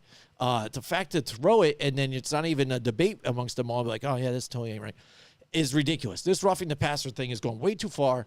It's got to just, I don't know, get thrown out completely, I think, because you can't leave it up to interpretation. So it's not even up to interpretation. It's clear in the rules. Now, this is the thing that we disagree on because I disagree with the rules. I disagree with how we're powder puffing the position at quarterback, how those guys aren't allowed to be hit. Those guys half the time are not allowed. Listen, you can't hit below the waist. Right, you can't right. You can't hit the helmet. So you have to hit in the midsection. And if you don't, if you happen to grab a face mask, oh, look, that's another penalty on it. You know what I mean? So it's like defenders they're handcuffed. Right. So They we really agree are, on that. Yes. We agree Yeah, on yeah, that. yes, But the way the rules are, that's what it is. You cannot even come close to looking like you're landing on him. You have to be on the side of him. It just is what it is. You cannot. I'm no sorry. way. I know, but the It way is- a that's- tackle it is what it's it like, is. It's ridiculous. It is what it It's got to is. get changed, but it can't even be at this because that's the reason why they had these winter meetings. They just had to, recently too tonight, and Roger Goodell was out there, but they got to have these conversations again because I think some of these penalties you're looking at them when. You look at it with a clear sense, not even somebody that doesn't even know football even too, just somebody looking at somebody and say, hey, is that a good tackle? Hey, did he go physically out to hurt himself? If you can clearly see that and envision that on a screen, you call it common sense, then why are we talking about this? Why is this a penalty if it just looks like clear common sense? When somebody uses intention to hurt somebody, and when somebody doesn't. And we've seen plenty of players like that. And Ndamukong Suh was like that, Oh, yeah. Yep. Vontaze Burfict. They intentionally wanted Albert to Hainsworth. They wanted to hurt people. They drove people. Because we didn't even see it happen to a receiver. Look at Travis Kelce get, totally pile drived or, whatever the wrestling move is. I don't remember my wrestling so much. But driven down, no flag. But then some of the other ones, there's a flag easy. Just like that, or any kind of quarterbacks where you got a regular sack. It looked clean as hell to me, and the fact that that's a penalty, it just drives me crazy. And that's the thing is the way the rule is worded, that's the problem. You can't land directly on a quarterback. You just can't. It doesn't matter if you're trying to brace yourself or not. If you're over the top of that quarterback and you put any kind of weight on him, it's going to be deemed at that. Now, I say any kind of weight on him. But if you're off to the side of the quarterback, they're not going to throw it. That's what they just don't want players to land on the problem quarterback. What happens, I think, too, is some of these guys try and get onto the side, so they grab by the waist, and then they up whipping the guy down by that's accident because fine. they're trying to do it. But if That's you whip fine. the guy down, they'll call a penalty on that too. If you They're whip not him down supposed the to, ground. though. They're not know, supposed to. But that really looks like you're roughing the passer up, right? Doesn't it? When you No, you're get a guy tackling by the waist and you whip him around and slam him back. Oh, it's a tackle. I know, It's a but sack. I'm just saying it. The Because interpretation that's what they is want. crazy. They don't want you. They don't want you to land on them. Listen, Just, I'm telling you right now. I know. I want it to be back to the way it was. Yes. That's what I want because it is. It's almost too much to ask. Like, listen, if you're going to be nitpicking on corners and saying, "Oh, well, you really shouldn't put your hands on him. Don't grab his arm because we're going to throw pass interference. Don't be physical." Then there's got to be some give and take here for the defenders. So if you're going to say, okay, D lineman that's like 275 pounds better not land on the quarterback, with all that momentum, you better not land on him. And there are techniques that you can try to avoid a quarterback, but at sometimes you just can't. Yeah. Sometimes it's inevitable. And one of those times was that game with the Dolphins where it's because of the way the rules worded. Now, do we want that rule to change? Yes. We want, honestly, you can't tackle below the waist because they're worried about you blowing out their knees. Okay, fine. I get the safety precaution or whatever. Yeah. But sometimes if you're on the ground and the only way to grab the quarterback is grab his ankle and try to yank him down, that's what you're going to do. It's just, like you said, if there's a malicious intent to injure a quarterback or something like that, where you drive them, like if you drive them into the ground, if Jalen lifted up the quarterback, lifted up Herbert, and he jumped right into him, if he drove him into the ground, you got to call roughing the passer all day long. But if he sacks him and then just happens to like his body weight lands on him, you know what I mean? Then it shouldn't be, because you can tell when he's not being driven into the ground. You could even tell, like you mentioned, like he tried to brace himself. Yeah. Had he his tried knees to. down and everything. He tried to. Seriously, but baby crawl over top. But you of him. can't be over the top of him. So this is why they're throwing the penalty, and it's too much to ask. It really is, because part of football is the physicality of it. Part of football, if you're a quarterback, that's why you hit the gym. That's why you lift weights, to get your body stronger, to take these hits, to take maybe a potential body falling on top of you. Now, I'll tell you, when you're wearing all that, when you're decked out in that football gear, I've had a 325-pound man land on me. All right?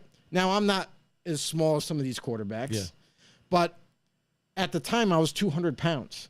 This is in high school. Yeah. I was playing D-line against a 325 guard. And there was a scrum. Like, we just came right in. The 325-pound lineman lost his balance. Guess who was the recipient of that loss? Me. And I was on the ground, and he just, like a tree, tipped over, boom, landed right on top of me. Guess what? I was fine. Yeah. I mean, think about that. He had 125 pounds more than what I had at the time. Yep. And he landed directly on me. Yep. I was fine. I was okay. These quarterbacks are big boys. Yeah. Some of them bigger than others, obviously. But it's part of the game. Pros. Let's get it back to, I understand if, player safety. I get it. I understand you're taking precautions to try to make the game a little safer, to try to avoid concussions, to try to avoid knees being blown out and all that. And that's why you saw like the rule change with no cut blocks and stuff like that on linemen and that sort of nature. That's fine. But you can't take the physicality out from that quarterback position, because it's part of the game. You have to allow these guys to come after the quarterback. You have to. And that's and that's, I know. I agree. And the other thing too, it just set me off real this quick. week. The other thing too is when you throw the ball. We see that all the time, roughing the quarterback right after they get rid of the ball. Like literally right after the ball comes out of their hand and you hit them or push them or anything like that. There's been calls where like roughing the quarterback. You're like, kidding me? The ball just came out. How you? It's a split second. What are you talking about? Yep. Nope. I hear you, man. He looked like a bitch. Sometimes they do when they're like that. But all right, there you go. That's my the rise, the falls, and the bullshit calls. There's plenty of them, and again, it just There's so got many of them. to the point with me that I'm just like, again, that's where you look at it, and that's why I always, and you I think you've debated it with me about the sports betting. We definitely know that refereeing and the way they officiate the game has been terrible anyways, but the fact that they made sports betting legal, and now some of these calls that you're seeing really are turning the tide. That turned the tide of the game. You guys, the Raiders are seriously doing dances as the punter brings it down to the 1 yard line. Like it's over, dude. They're they think they won. They locked the guy down. It's a coughing kick. They should have This guy won. has no timeouts. Shoulda won. And they got screwed. Yeah. they You got know what I screwed. mean? So you I'm telling totally changed the outcome of the game. you. Yeah. And it just makes me question, like they said, now I know it's right. You had to have benefit, money wise on that one if you're an official or somewhere, because you just robbed that team. Oh, yeah, What? and this happens not just every to week. rob them, but you come on. It happens every week to Yeah, all yeah. teams. Yeah. It's not just the Raiders. Like we've seen games being blown by referee yeah. calls or non-calls. Non-calls, yeah, from yeah, yeah. other games Just too. let them ride. All of a It's sudden, just- just let them ride. No it's- calls at all now. It's just Right? awfully funny how it happens to a lot more other teams like the Raiders Right. than you look at the Chiefs. I hear you. Yeah, Then it's you- then almost you like look- the NFL still hates them. Let me just say this: the Chiefs game, the last time the Raiders played the Chiefs, right? Mm-hmm. And it was a close game, Yeah. 1 point, difference. Max Crosby once again was being held. Yeah. And it wasn't like he was being held inside or on his collar or yeah. something. They had his outside of his shoulder pads. And they're They were pulling him up like it wasn't. They weren't even trying to keep it like unnoticeable. They were grabbing his shoulder pads and lifting them upwards and like holding them. And there was no calls. And they were doing it to the whole D line. And this isn't the first time it's happened. It happens to other teams every week. And it's like it's almost like whatever crew it is. Maybe it's the NFL. I don't know. Yeah. That are kind of manipulating games. Like, hey, do what you guys can to try to make that team lose. I don't know if that's why a lot of those NFL rigged question marks get put out there, because some fans see these games and they're like, whoa, wait a second. What? Really? Are you kidding me? Like you brought up about the touchdown that Yeah, they gave him. yeah. Cam Akers literally turned sideways. sideways. And here's the thing. You're like, oh, turn sideways. Well, the ball probably broke the plane. No, the ball was away from the end zone. His back was to the end zone. Yeah. So it's like, how can it be cross? Cross, yeah. That the was, plane. yeah. I know. It was messed Crazy up. but- every week, bro. You know what's not messed up is our love for Colorize Joe, and they've been a great team member of us and a great sponsor. And they really take Absolutely. care of me, man. Again, they give me great deals. The prices are amazing, and the knowledge. They have now 4 locations. They were keep building growing. any as they are. Yeah. Yeah. Now they have 4 locations. One's right there in Troy, North Greenbush area by Hudson Valley. Great location too, where all those businesses are too. So they've got 4 now with Queensbury and Niskayuna and Clifton Park. And they're a growing company, just like we are a growing show too. Along with us, we're right. doing things together. And not only are they your local Benjamin Moore dealership and professionals, but also being an independent owner, they can deal with every other type of finish too related with Sherwin-Williams. All these are Behr, products, whatever you want. You got a color match, you don't even know what it is. Like, here, I got this paint chip. Can you do this? And they do it. Yeah. That's amazing. And then they just charge you too what the paint is. Like if you buy a gallon of paint, whatever the primer is, that's how much they cost. They don't charge you extra for the color match. Okay. It's boom. They just do that because they're kind and they want to do it for you. Nice. So there you go. The paint professionals there at Colorize. Check them out on mycolorize.com, or you can go to any one of those 4 locations now. It sucks because I'm moving away from that North Greenbush area now, yeah. but I know Niskayuna is right around the corner too for me too, or I There take a you short go. drive to Clifton Park, so I got plenty around where I need to go, and they'll take care of you. If you go to any of those stores, take a shout out to my man Brett out there taking care of you, and my man Link. So Thanks, Colorize. You guys are awesome. absolutely, we're short of time here, Joe, so we're going to try and roll through this, but it is our gonna try. pick section. Yeah, here pick section now. here. So our picks, again, Yeah. it's tight. I already said it earlier on. We have you got a 2-game lead on me right here at 127-77 and 2. Here we go. So we're doing better than Mike Tackett still. Yeah, he gained a game on us here, but He did. I got 125. We gotta pull 79 away. too. Yeah, right. We got to pull away now. Let's just really stomp on him. But it seems like he's taking third, so maybe he might be happy with drinking during that game too. I think along he's with us. playing to drink. So maybe That's what I again think. we do set up a new setup with the new studio that we're saying goodbye to this one. Yeah, it's gonna be maybe we different. do set up multiple things in like a Zoom type of deal or screens, and then he gets on with us, Oh, and we'll maybe. do Yeah, a we could do 3-man that. show with that, or maybe it ends up being 4 at that point. So maybe we do a right. That's right. split screen type of deal for everybody, but. Here we go. We got might Saturday be night expanding games. the staff by one. Right? Yeah. So here we go. Let's do it. Let's build the football on the know with the know-it-alls. All right, That's so right. here we go. Week 15, Joe. We're getting down to the nitty-gritty. We have Saturday night games now, so playoff time's really hitting soon. Yeah. We've got San Francisco 49ers in Seattle tomorrow night. That's right. In Seattle. In Seattle, it's going to be tougher there. These are rivals here. Oh, yeah. And they said even that Brock Purdy is questionable for the game, too. Yes. And they're seeing injury, Yep. too. So what do they do if that ain't going to happen, But right now, again, he's got to be their guy. They're doing well. The defense is great. Seattle's been a good story. They're going to play tough at home. They but are. I like the San Francisco 49ers to keep rolling in this one. Yeah, Jimmy G is close to returning, not quite yet, so yet. Brock Purdy's going to be the guy. And I know some people are making it a big deal about his oblique issue that he has, but if you remember last week, he sustained that injury in the first quarter and ended up playing out the rest of the game, and he was just fine. He rested up a little bit. On a short week, he'll be just fine. It's going to be the Niners against Seattle. I got the Niners just because, not to say Seattle can't win this game, but I will say this. San Francisco's defense is so amazing that I think they are going to limit Geno Smith and the Seattle Seahawks. Absolutely. All right, next we have Saturday night's games. We've got the Colts and the Vikings. Vikings, I think, have a chance to play better here and bounce back and give it a chance here. The Indianapolis Colts, again, it's a nice story that they got Jeff Saturday there, too. I like some of the things he says here, but they are clearly not in the running for anything anymore.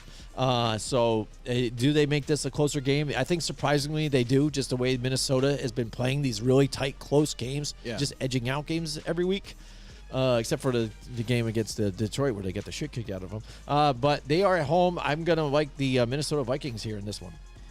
Well, because they played Detroit and it was an interdivisional game, I feel like that's the reason why it was so close. That wasn't close, but why Detroit did it and they pounded on them. It was definitely a closer game because they know each other so well. But this week is very different for the Colts, very different for the Vikings. Vikings home, they play really well at home. And for Jeff Saturday also came out and said like he wants the full-time job. He wants to be the head coach full time. He's interested in it. I know, ESPN money is pretty good, but when you got a little coach bit of an NFL team, that's gotta be really that's pretty great. cool, right? But yeah, so the Colts visit Minnesota. I like the chances that the Minnesota Vikings have better than the Colts. I think Kirk Cousins and Justin Jefferson and Dalvin Cook, they all get back on track this week. Now Lamar Jackson, is he going to be able to play in this Baltimore game here? No. So there you go. So that limits Baltimore in this one. So that, for me, might tip the hand here to Cleveland just because, again, now Deshaun Watson here, another week, getting involved, trying to get back up to game speed here. But Baltimore, I think, they do pretty well with Well, I mean, let me put it this way. He didn't practice today. Yeah. But they might just it's be resting Wednesday. him up, So yeah. I don't know if I think he'll be out this week because I think the injury report when he first got injured was 1 to 3 weeks. I think he'll go the full 3 weeks at least. So, yeah, he'll probably be out. Yeah, so this is going to be a tight game because these teams, they're basically the same team, at one point, because the way, Yeah, you could say that. Well, yeah, because they used to they're be mirror images of each other. Well, yeah, Cleveland Very Browns physical. ended up turning into the Baltimore Ravens. They were the team when the franchise moved. They moved to Baltimore. So they are the old Cleveland Browns. So it's funny. But so these are always tight, close games, too. But the fact that, he might not be in this game, Cleveland, now with Deshaun Watson at the helm, I think they've got a better chance here. I'm going to go with the Cleveland Browns on this one. Yeah, this is a big matchup too. Like both teams need this win against each other, and this is for pushing for that division, pushing to try to get a leg up on each other. But these games are always fun to watch. They're very physical. I mean, they are hitting harder than they normally hit. I know it sounds funny, but Roquan Smith was an animal last week, and I really believe that because of Baltimore's defense and how it's grown to where it's at. That's what's keeping this team, on track definitely. without That's Lamar gotta Jackson. Be, yeah. I mean, only putting up, 14, 16 points last week. You know, I mean, against a team that Pittsburgh. Oh. And you bring up that not scoring a lot of points. Cleveland hasn't been scoring a lot of points with Deshaun Watson. Deshaun Watson kind of trying to still shake the rust off. He looked better. I will say this. He looked better last week versus 2 weeks ago, but he's still not 100% there yet. And this Cleveland team trying to also still create chemistry. I'm going to go the other way. I like Baltimore's defense so much that I think they're going to be the difference in this game. I'm going with the Ravens and Tyler Huntley on offense. Yeah, Huntley. Yeah, absolutely. And then there we got the Miami Dolphins and the Buffalo Bills. I think if Miami comes out with the victory last week, this game looks a lot better. Oh, 'cause yeah. that's what they wanted because it does. But Miami's been Yeah. tailing off a little bit, but a few injuries down there too. You saw Tyreek Hill limping a lot last week, Tyreek Hill's full, by the way. He's that's he's good. going to be That's playing. good. He's Yeah, good. good. It Good to seemed go. like he had some kind of calf strain or something like Yeah, that a little bit. he So did. more like Yep. you knew it wasn't like a tear. It was more like a cramp or It something was like it was that. probably more like kind of what Josh But Jacobs it's has funny been even dealing with. his speed and even having that cramp when he caught that touchdown. That was the catch that was wide open because See, the guy tripped and fell. Yeah. He didn't even take off running, just like hobbling, kind of just like this, and he still was just beating Still the guy. He's like, faster. "I got this Still guy." faster. I'm skipping there. One injury that the Dolphins are really monitoring is Teron Armstead. Mm-hmm. Definitely, they're the guy that they paid a lot of money to play tackle for them. If he doesn't go, that's going to be a problem for Miami because we've Mm-hmm. seen Tua when the protection does break down. For Tua, he can run. He just chooses not chooses to. not to. Like Yeah. for Yeah, me, I agree if I'm Mike McDaniels, I'm telling Tua, listen, if the protection breaks down, get the hell out of there. Yeah, go run. for it. Yeah. I'm not saying you have to run and just run up the field, but at least get out of harm's way and maybe you extend the play. And if you decide to, run up the field and get some yardage, but get out of harm's way. So hopefully he does a little bit more of that if need be. But for the Dolphins, this is a huge. This is everything right now because the Dolphins have been up and down. Yeah. Can they go into Buffalo? I know it's a lot to ask. Into Buffalo, very tough place to play, and to beat the Bills. Yeah. What do you think? What do you think? Can they do it? Oh, they definitely can. Do I think they'll do it? No. No. I listen, in Buffalo, it's going to be cold weather.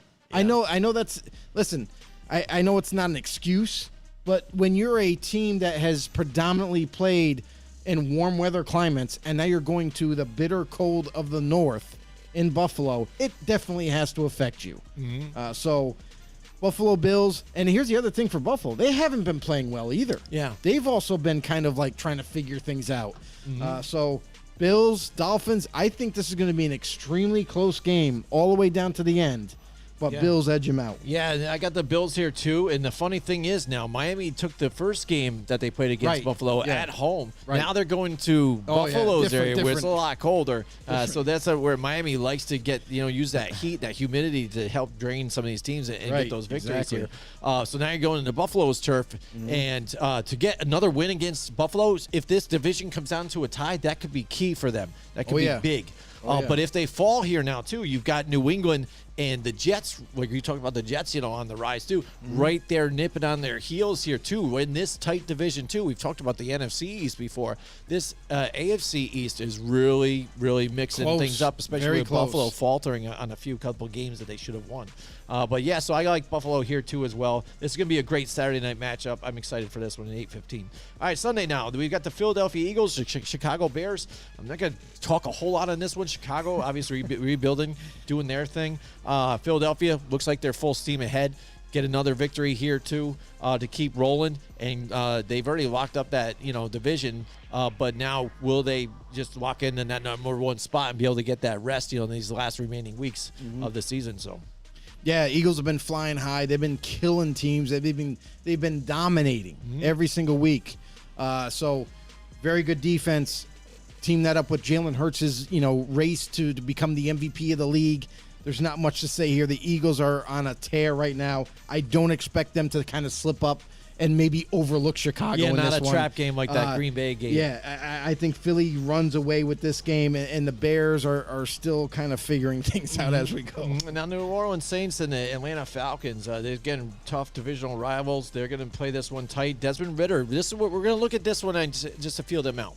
Yeah. I think it would be cool if New Orleans starts Jameis Winston in this one. Just because, again, you've got Desmond Ridder on the other side. They should. Throw Winston in there. See what these guys do get out. See who comes out on top. See what they've got. Because Andy Dalton, I know we were knocking him a little bit before and stuff like that. I feel bad for him too because he's just not on the same page with some of these guys, and he's getting into some of these spots where I think the ball should be placed, but those guys aren't picking it up, and he's getting really frustrated. He feels like he has to do it himself. a lot. You know, that was pre-Jarvis Landry coming back, though, too, as well, and stuff. So I don't think it's all on him. But The problem, I think and we've some seen of the it, we've issues seen there it with just is Dalton not before. together. The problem with Dalton, and the reason why it didn't work out in Cincinnati and Dallas or whatever, is he holds on to the ball too long. You got to make a quick decision. You got to throw it to the open guy. It shouldn't take 3, 4, 5 seconds to throw the ball. So I feel like that's kind of what's hurting him right now. He's always been known as holding on to the ball too long before he delivers it, and I feel like that's why there's a disconnect. Right. Yep. All right. So I mean, so that's going to be tough here. Them at home. I don't know what to see of Desmond Ridder. So at this point, and Don't know, again, man. Arthur Smith, not completely sold everything what they got. It seems like he's scheming to try and get some things done, but a lot of people have figured them out, and now injuries are really coming into play with that team. I like the New Orleans Saints at home. It's very hard to pick a rookie quarterback taking his Yeah. first start, and he's going to come out on top, especially with a team that's around him that's still not ready yet. Their offensive line's okay. The Drake London, he's going to be double teamed. Let's just say what it is. Like, he's the only real big wide receiver weapon they have. So obviously defense is going to try to take him out. Cordell Patterson, if the Saints, which looks like they're going to be able to stop the run, if they can kind of keep a cap on Atlanta, I don't expect too much success for them. Defensively, the Falcons have been kind of impressive this season in terms of how well they've been able to compete, but the Saints are getting more health, more help back. Healthier. Yeah. Marshawn Lattimore is on track to make his return again. So this defense getting healthier. The offense, despite the poor play calling, despite the inaccuracy of Andy Dalton and so forth, I still have to take the Saints just because it's hard to take a rookie not knowing what he can Right, do. and if you look at the last game that they played there, I think it was with the Tampa Bay Buccaneers, where they allowed Tampa to come back and get that victory too against them. I mean, you see Andy Dalton crushed on the sideline. That was more of a game management type of situation too, where they screwed up. I think taking the timeout before a 2-minute warning, things like that, and then dropping back and letting everything underneath, and it fed right into what Tom Brady does. So that's what really killed them. But if we didn't have that situation, we're talking about the New Orleans, I think, in a different light here in this one. All right, we got the Detroit Lions and the New York Jets. Now, after last week with both teams, this game really intrigues me now. I like what this Jets defense has been doing. Detroit, they're on fire. They're sassy, do I call them here? I mean, I like their offense here against this defense. It's going to be exciting. And I said saucy, too, because, you got Sauce Gardner on the other side. You've got the weapons there that the Lions got. What's going to happen in this one, Joe? Usually defense comes out on top when you're a better defense on this one. And the Jets are at home.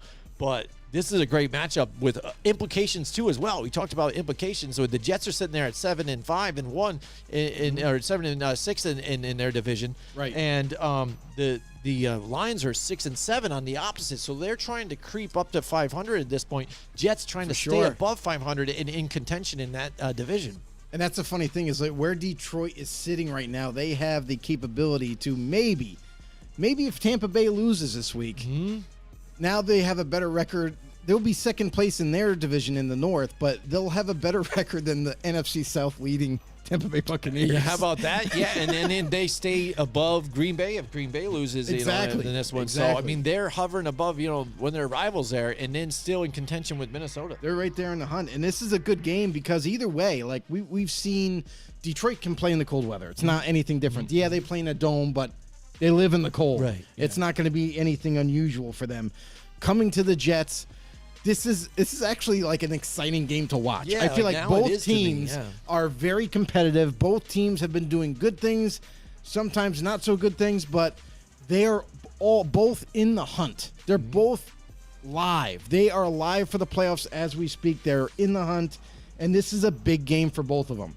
Mike White as the quarterback, can he seal the deal? Can he help this team overcome what the Lions' success has been recently? The Lions have been playing extremely hard for their coach, and they give everything they got.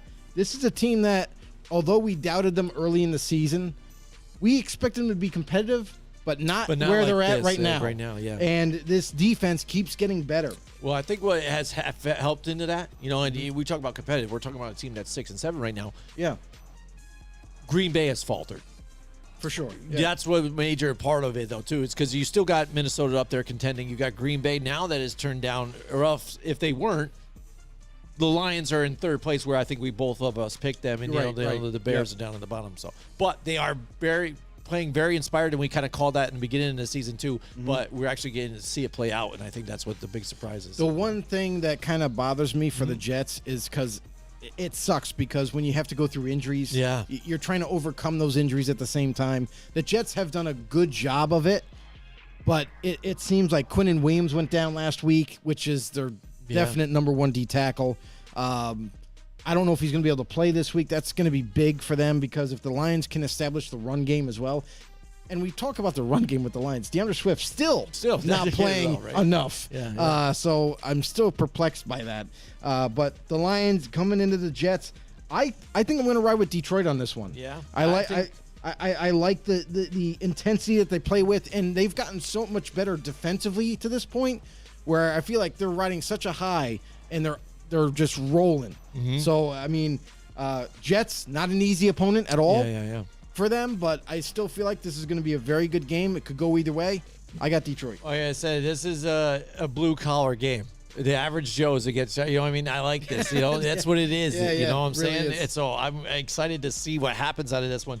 I think the Jets make it close here and stuff, and they could win this one, but I'm really feeling Detroit on this one. All right, so then We've jumped on the bandwagon. Yeah, we are. We're there. You know, Kenny Pickett goes down with an injury last week, and if it there you Concussion go. protocol. Yep, and there you go, and now you see that happen, and then Mitch Trubisky comes in, and he's back to the same old Mitch again, and gives that game up here for them. And now you've got Carolina, who's kind of red hot now. It seems like, you know, with Sam Darnold moving the ball and getting it along. So I think Carolina, with what they're doing with the three-headed monster at running backs too, it's a fantasy owner's nightmare, because they don't know what the hell they're doing. They're like, I just can't even have these guys on my roster anymore. But I think Pittsburgh, you know, they got a decent defense, but it's not enough for what Carolina's kind of doing right now. And them at home, I think I'm going to roll with the Carolina Panthers in this one. Yeah, you know, there's one thing that I've never been a fan of in the NFL, and that's zone defense. I just don't like it. Yeah, I hear you there. To me, I understand some defenses play extremely well. You know, like the Patriots of old, like they played phenomenal zone. Yeah. But like for me personally, like when you're allowing offenses to just find the open hole in the defense and sit down and catch a ball, like zone defense doesn't work unless you have a phenomenal D-line. That's the only time it works. Pittsburgh, they have TJ Watt, they have Alex Highsmith, but besides them, I don't feel like they get enough production from their D tackles and what have you. So that's kind of what bothers me. Pittsburgh plays predominant zone, and against a team like Carolina with Sam Darnold at the helm, being able to throw the ball to DJ Moore and company, like I don't think that spells success. And the fact that Pickett is down, it's not that I don't like Mitch. I do like Mitch Trubisky, but I don't think the way Carolina's been playing lately, I don't think they falter right now at home against the Steelers. I hear you there. So next we got the Dallas Cowboys and the Jacksonville Jags. Can the Jags? Jesus Christ! Can they pull up the upset here? Can Come on. somebody figure this out? Like, how did the Jaguars pull off a win against Tennessee? And they were pounded being the shit out of dominated. them. Yeah. Like early on, Derrick Henry was running at will. yeah. Like they couldn't figure out how to And stop they him. turned it on. Yeah. And it's like all of a sudden, you know, a turnover happens. Henry ends up fumbling the ball, and it seems like that's where the tides changed. And What Jacksonville was in the comes and steals Gatorade? it. What happened? You know what I'm saying? Doug Peterson got something going on there. Like, what happened there, right? It's Jacksonville. You know, they can turn it on and off, I guess, apparently, and sometimes. In Dallas, I don't they get almost it. lost to the Texans last week. They should have won on that one. It almost seems like the Houston Texans had were it. like, wait a minute, we still want the number my one God. overall pick. Let's just make sure we lose this one. I know. That would have been great if they could have beat the Cowboys. But Cowboys just barely edging out and moving along. And They so held it's not on. really showing on that they're a team that can compete with the Eagles at this point even, too. With the weapons that they do have, there's a lot of good, bad, and ugly. I think I've seen it, too, on NFL Network. Had a thing about that with the Dallas Cowboys. And it is. You know, so much so the fact that they were looking for, like, Odell Beckham Jr. here. For sure, yeah. And they go and sign T.Y. Hilton. Well, I mean, there's a reason for that. You know, there's been a little bit of news that have spilled out about OBJ and what his thought process is. Yeah. Went back I and get visited that. his family. Yeah. And now has basically decided, like, he goes, hey, you know what? What's the point of signing now or even for a playoff run? I'll just sign for next season. I'm good. I'm good. You know what I mean? I'll just Yeah, wait yeah, till yeah. next season. But here's the funny part. OBJ, you're not in your prime anymore. Yeah, You're yeah. like 33 years old. Yeah, You're you like, might just totally. like, what are you doing? Yeah. Why wouldn't your you- opportunity? The spotlight was right on now? you. Why wouldn't you right now jump onto a Yeah. contender Yeah. and help them go Yeah, all the way? all the way, and just go. Yeah, I don't know. So much that Whatever. against Cole Beasley So goes that's to why- the Bills, but now T.Y. Hilton goes to the Right, the T.Y. Cowboys. Hilton goes to the Cowboys, and then you saw the Bills recently re-sign Cole Cole Beasley, who Beasley. came out of retirement to re-sign with them. So all the teams that were interested in Odell, you're seeing them make moves right now. Except for the Giants, but yeah, Dallas Cowboys. What do you think on this one, Joe? Of all the Giants, T.Y. Hilton sitting out there, we don't want him. No. Cole I know, Beasley, yeah, we don't- can't we don't consider need them them either. We don't need any receivers, just the nobodies we have. Nobody's a guy who has sure hands. Cole Beasley, can catch I know. short to Anybody. intermediate routes. I mean, that's what Anybody. we should be throwing. Instead, we want to throw deep all the time. Anyway, Anyways, Dallas Cowboys, Jacksonville. It should be Dallas here on this one. It should be. So I think It I'm going to should roll. be. I'm going to pick the Cowboys. Yes. But I'm not impressed with what they've been doing. They should be able to, knock out some of these games, some of these teams, and they're not playing like the way they were when they had Cooper Rush in there. They're just not. They're not getting it done like that. And Jacksonville, I would love it if they can come out of here and win.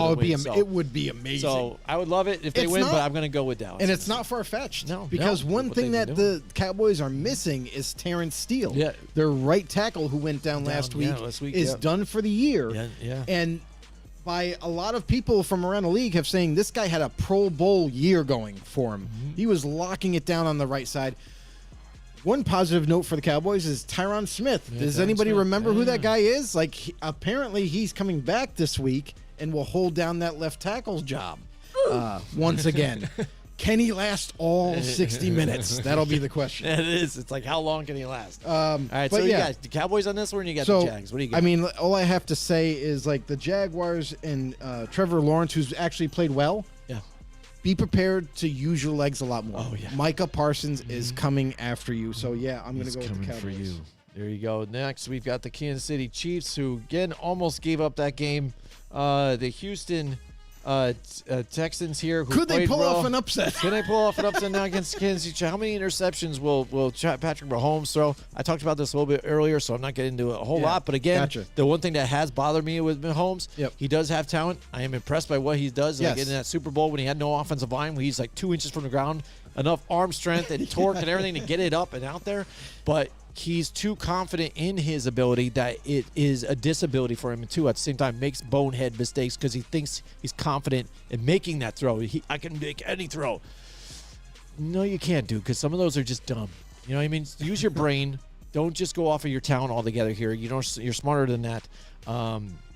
That's what I think his downfall is for him sometimes. Okay. But I like the Kansas City Chiefs either way in this one. Again, Houston's, they're looking to just get the number one spot here. I don't think there's a whole lot to go into this one. But Yeah. if they play tough again, and again, if they get Pierce back, the running back, that's a whole different situation for them because they do run really well with him. Yeah, the thing with Mahomes is it's the unscripted plays. Yeah. The plays where he has to just make something happen, he just does that. You know what I mean? Yeah. Somehow, some way, he makes it happen. Yes. Whether he's going to run out of the pocket and make then do you the little think like flip he's going to flip. take Yeah. off, and then once you commit, he just Yeah. drops it over your head, and then there goes Jerick McKinnon Jerick for the end zone. McKinnon, yeah. But yeah, and that's what kind of makes the Chiefs' offense actually so unpredictable. Not only the play calling's amazing. Mm-hmm. Yeah. Very creative. The Saints could use a little At bit of that. times, yeah. But it's the unscripted plays that Mahomes makes, whether it be with his legs or his arm. Right. It's crazy. So Yeah. for Houston, big tall order to ask of them. I don't think they're going to have enough ammo for this game because the way you beat the Chiefs is keeping the Chiefs off the field and always scoring touchdowns. Mm-hmm. You can't trade field goals with the Chiefs because they will just keep scoring touchdowns. You have to outscore them.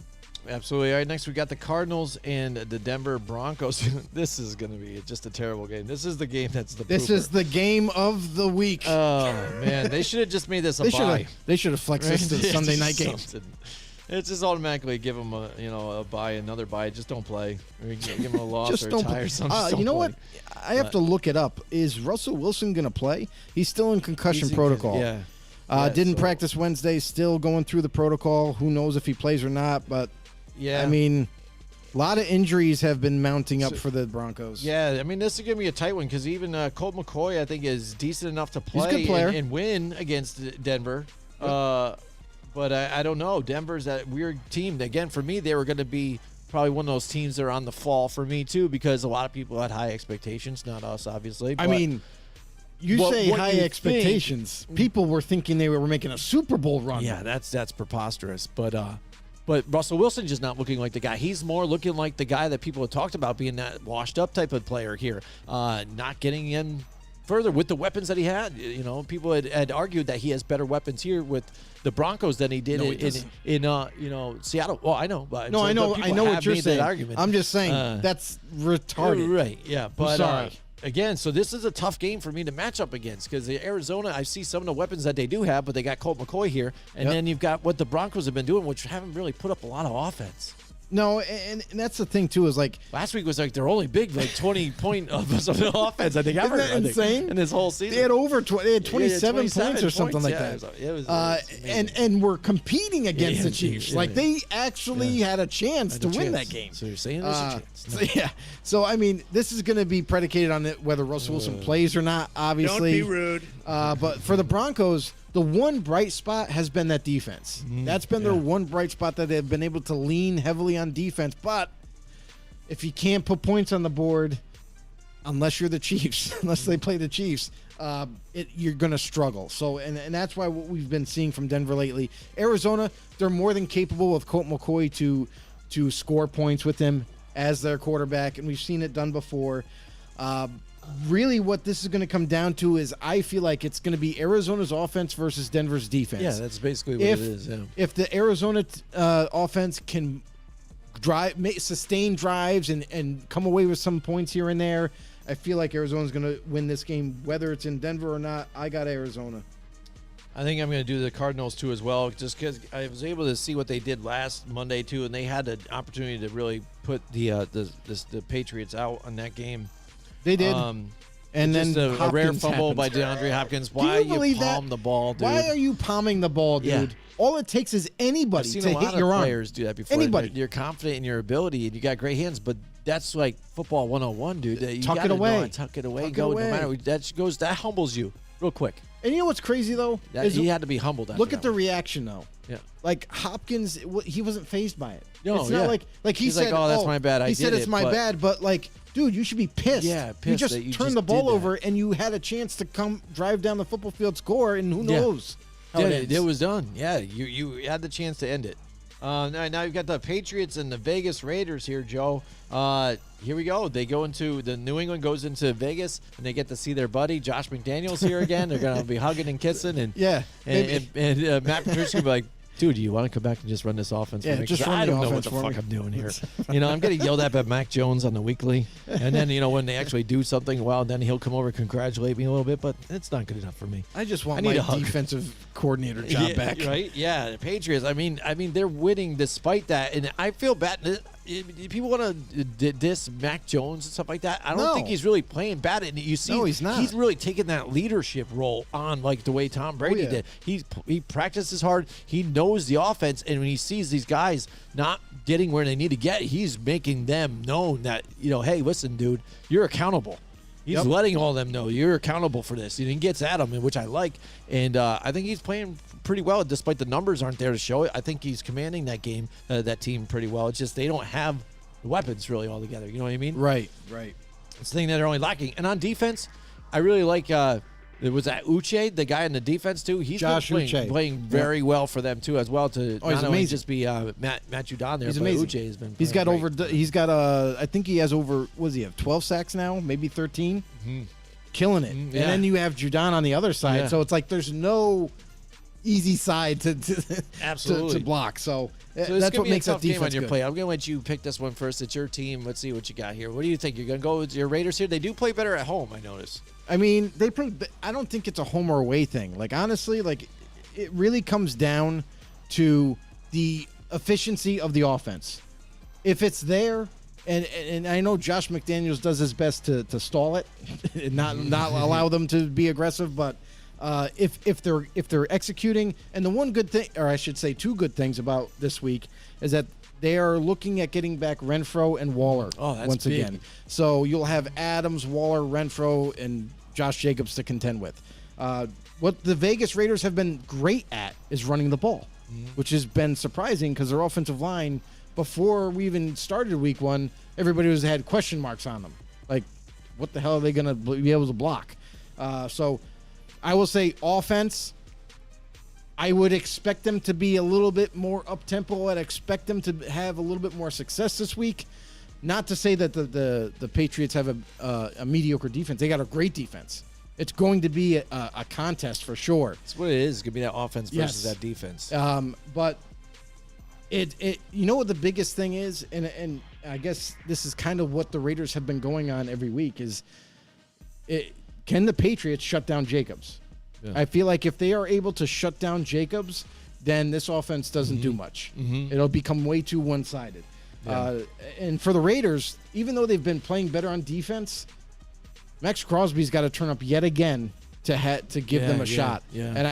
And even though the D-line has gotten better with Jerry Tillery, remember Tillery? Tillery, was with the Chargers? He ruined it for them too in that game. Nah, that was a nitpicky. That was so it's nitpicky. but still, bro. So nitpicky, bro. He just flicked it. It wasn't even. Yeah, but that- still, that's ridiculous. You don't need to do that. That's You were still in the ridiculous. game, but you talk about the defense though too. Chandler Jones, you get some pressure too. If you can get those two guys on the edges, I'm not if they pl- able to, no, I'm just saying if he can step up, He and won't be, though. You know who that he would has be to go nice. up against? Trent Brown. Yeah, I know. I'm Big, just saying. big 6'8", 350 pound. So what do you got? Do you think? tackle. What do you think about this in your team? What do you think? You think guys can do it?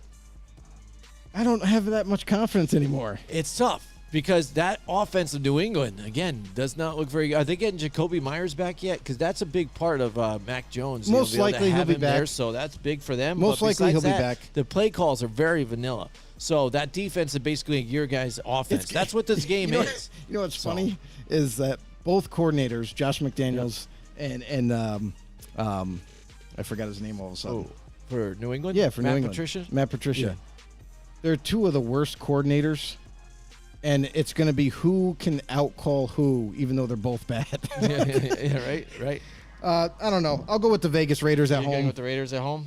Again, I was up and down because, again, I like what New England's able to do here and there. But Raiders, again, they've been, laying eggs on occasion. But you guys had that victory last week, and you got robbed on that one.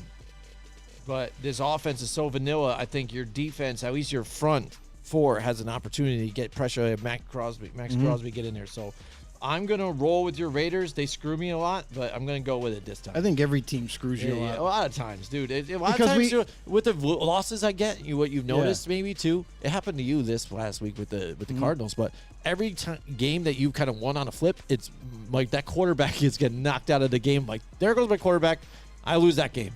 But that's been a kind of decider on some of them.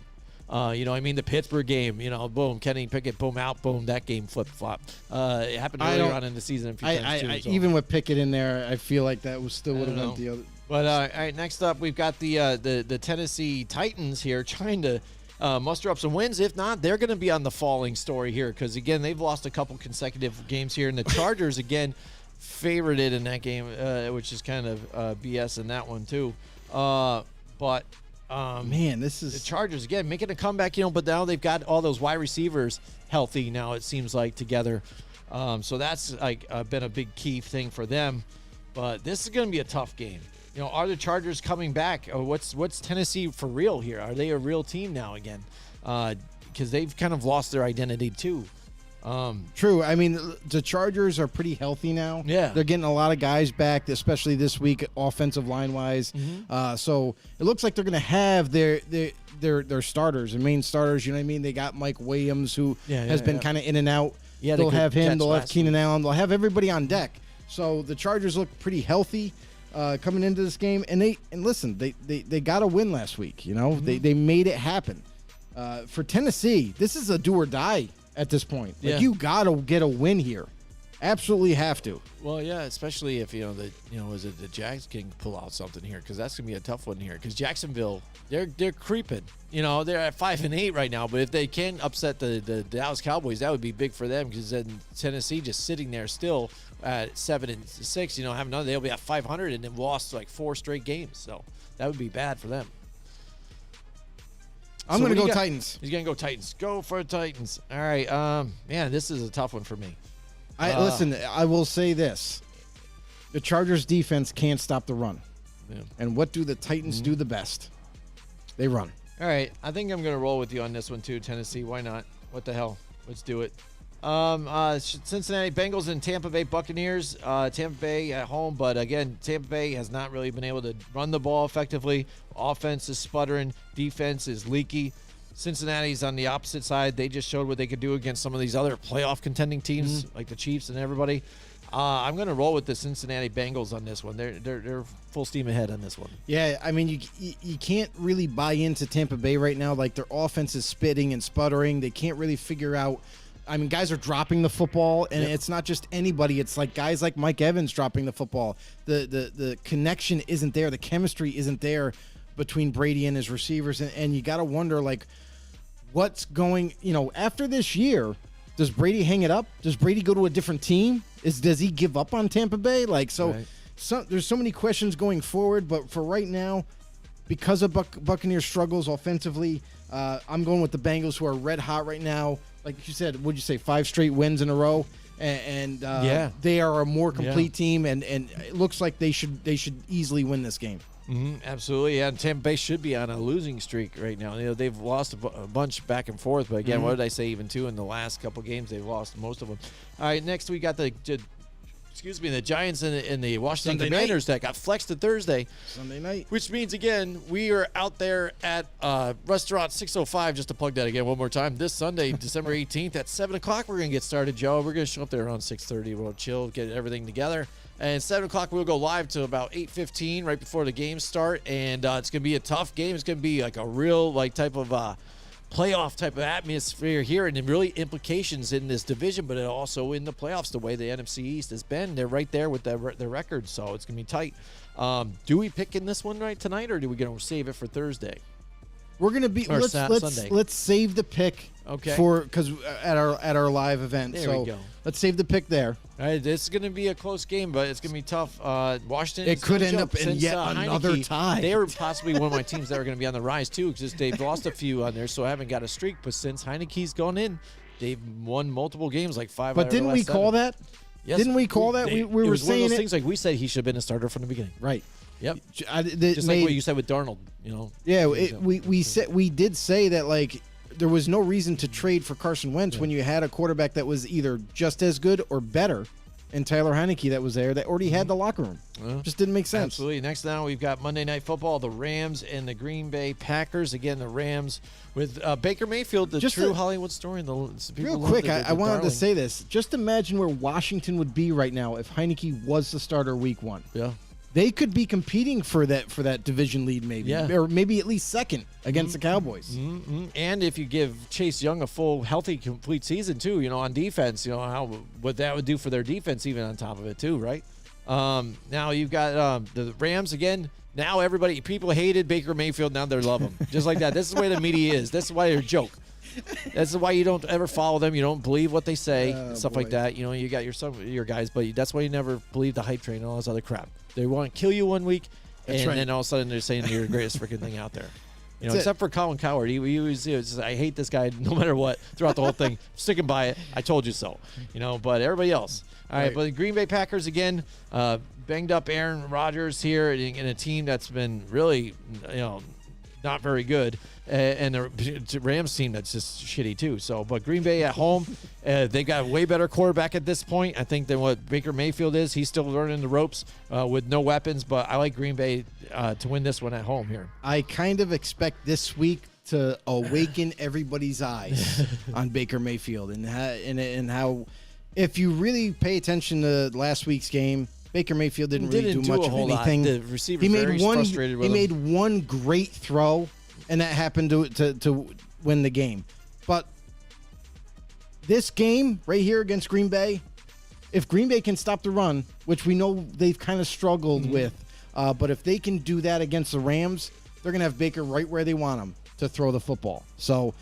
Which should be doable. I look. Listen, Green Bay their defense could really kind of get a nice jump start once again, to kind of get themselves turned around in the right direction defensively, and help out Aaron Rodgers in their offense.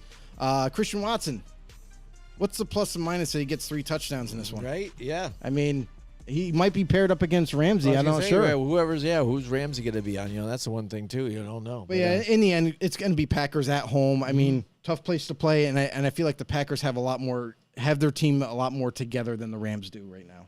Yep, absolutely. All right, there's our picks. There's the show too. We hope you guys enjoyed it. And we appreciate everybody that joined in with us. Tom Leiter and Mike Tackett, all those guys. All the know-it-alls out there. Brandon out there. We appreciate you guys. We're saying goodbye to this studio. It's going to get torn down.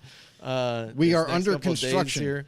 And I will be moving uprooting and stuff, and it's going to be some different stuff going on. But the future, who knows what the future holds for us? That's right. And the show and everything else. But we are moving forward and doing a lot of different things. And we have our live show coming up here at 6:05. We're going to do some more Sunday night. For you be guys there too. So more interviews too. So Sunday night's going to be a really cool thing. Hopefully, Restaurant 605. If you haven't heard already, go over to 605 New Scotland Avenue in Albany. Yeah, that's where we're gonna be. We're gonna be partying. We're gonna be doing the pregame Giants against the Commanders. We're gonna do a jersey giveaway. We got a lot of things going on, and not to mention the food is absolutely amazing. So it's a must place to go if you love sports. Yeah, Joe, send them out of here. Tell them where they can find the podcast. It's real simple. Anywhere you get your podcast, we're everywhere. iTunes, Spotify, you name it, we're there. Make sure you hit the follow if you're going to listen to us on iTunes. And you can also, if you want to become part of the know-it-all, army that we got going on, the know-it-all community that we got going on, this great community, football-driven community. We are the most interactive NFL talk show out there. We are here to prove it. So do us a favor, head over to YouTube, search us up, Football on the Know Show, hit that subscribe button, hit that notification bell to let you guys know when we go live. And as well, you can always become a member, become a know-it-all as well on Facebook. All right, let's go. Thanks so much for watching, and we'll see you guys next time. Join us next week from 8 till 10 Wednesday night for more Football on the Know with Jim and Joe.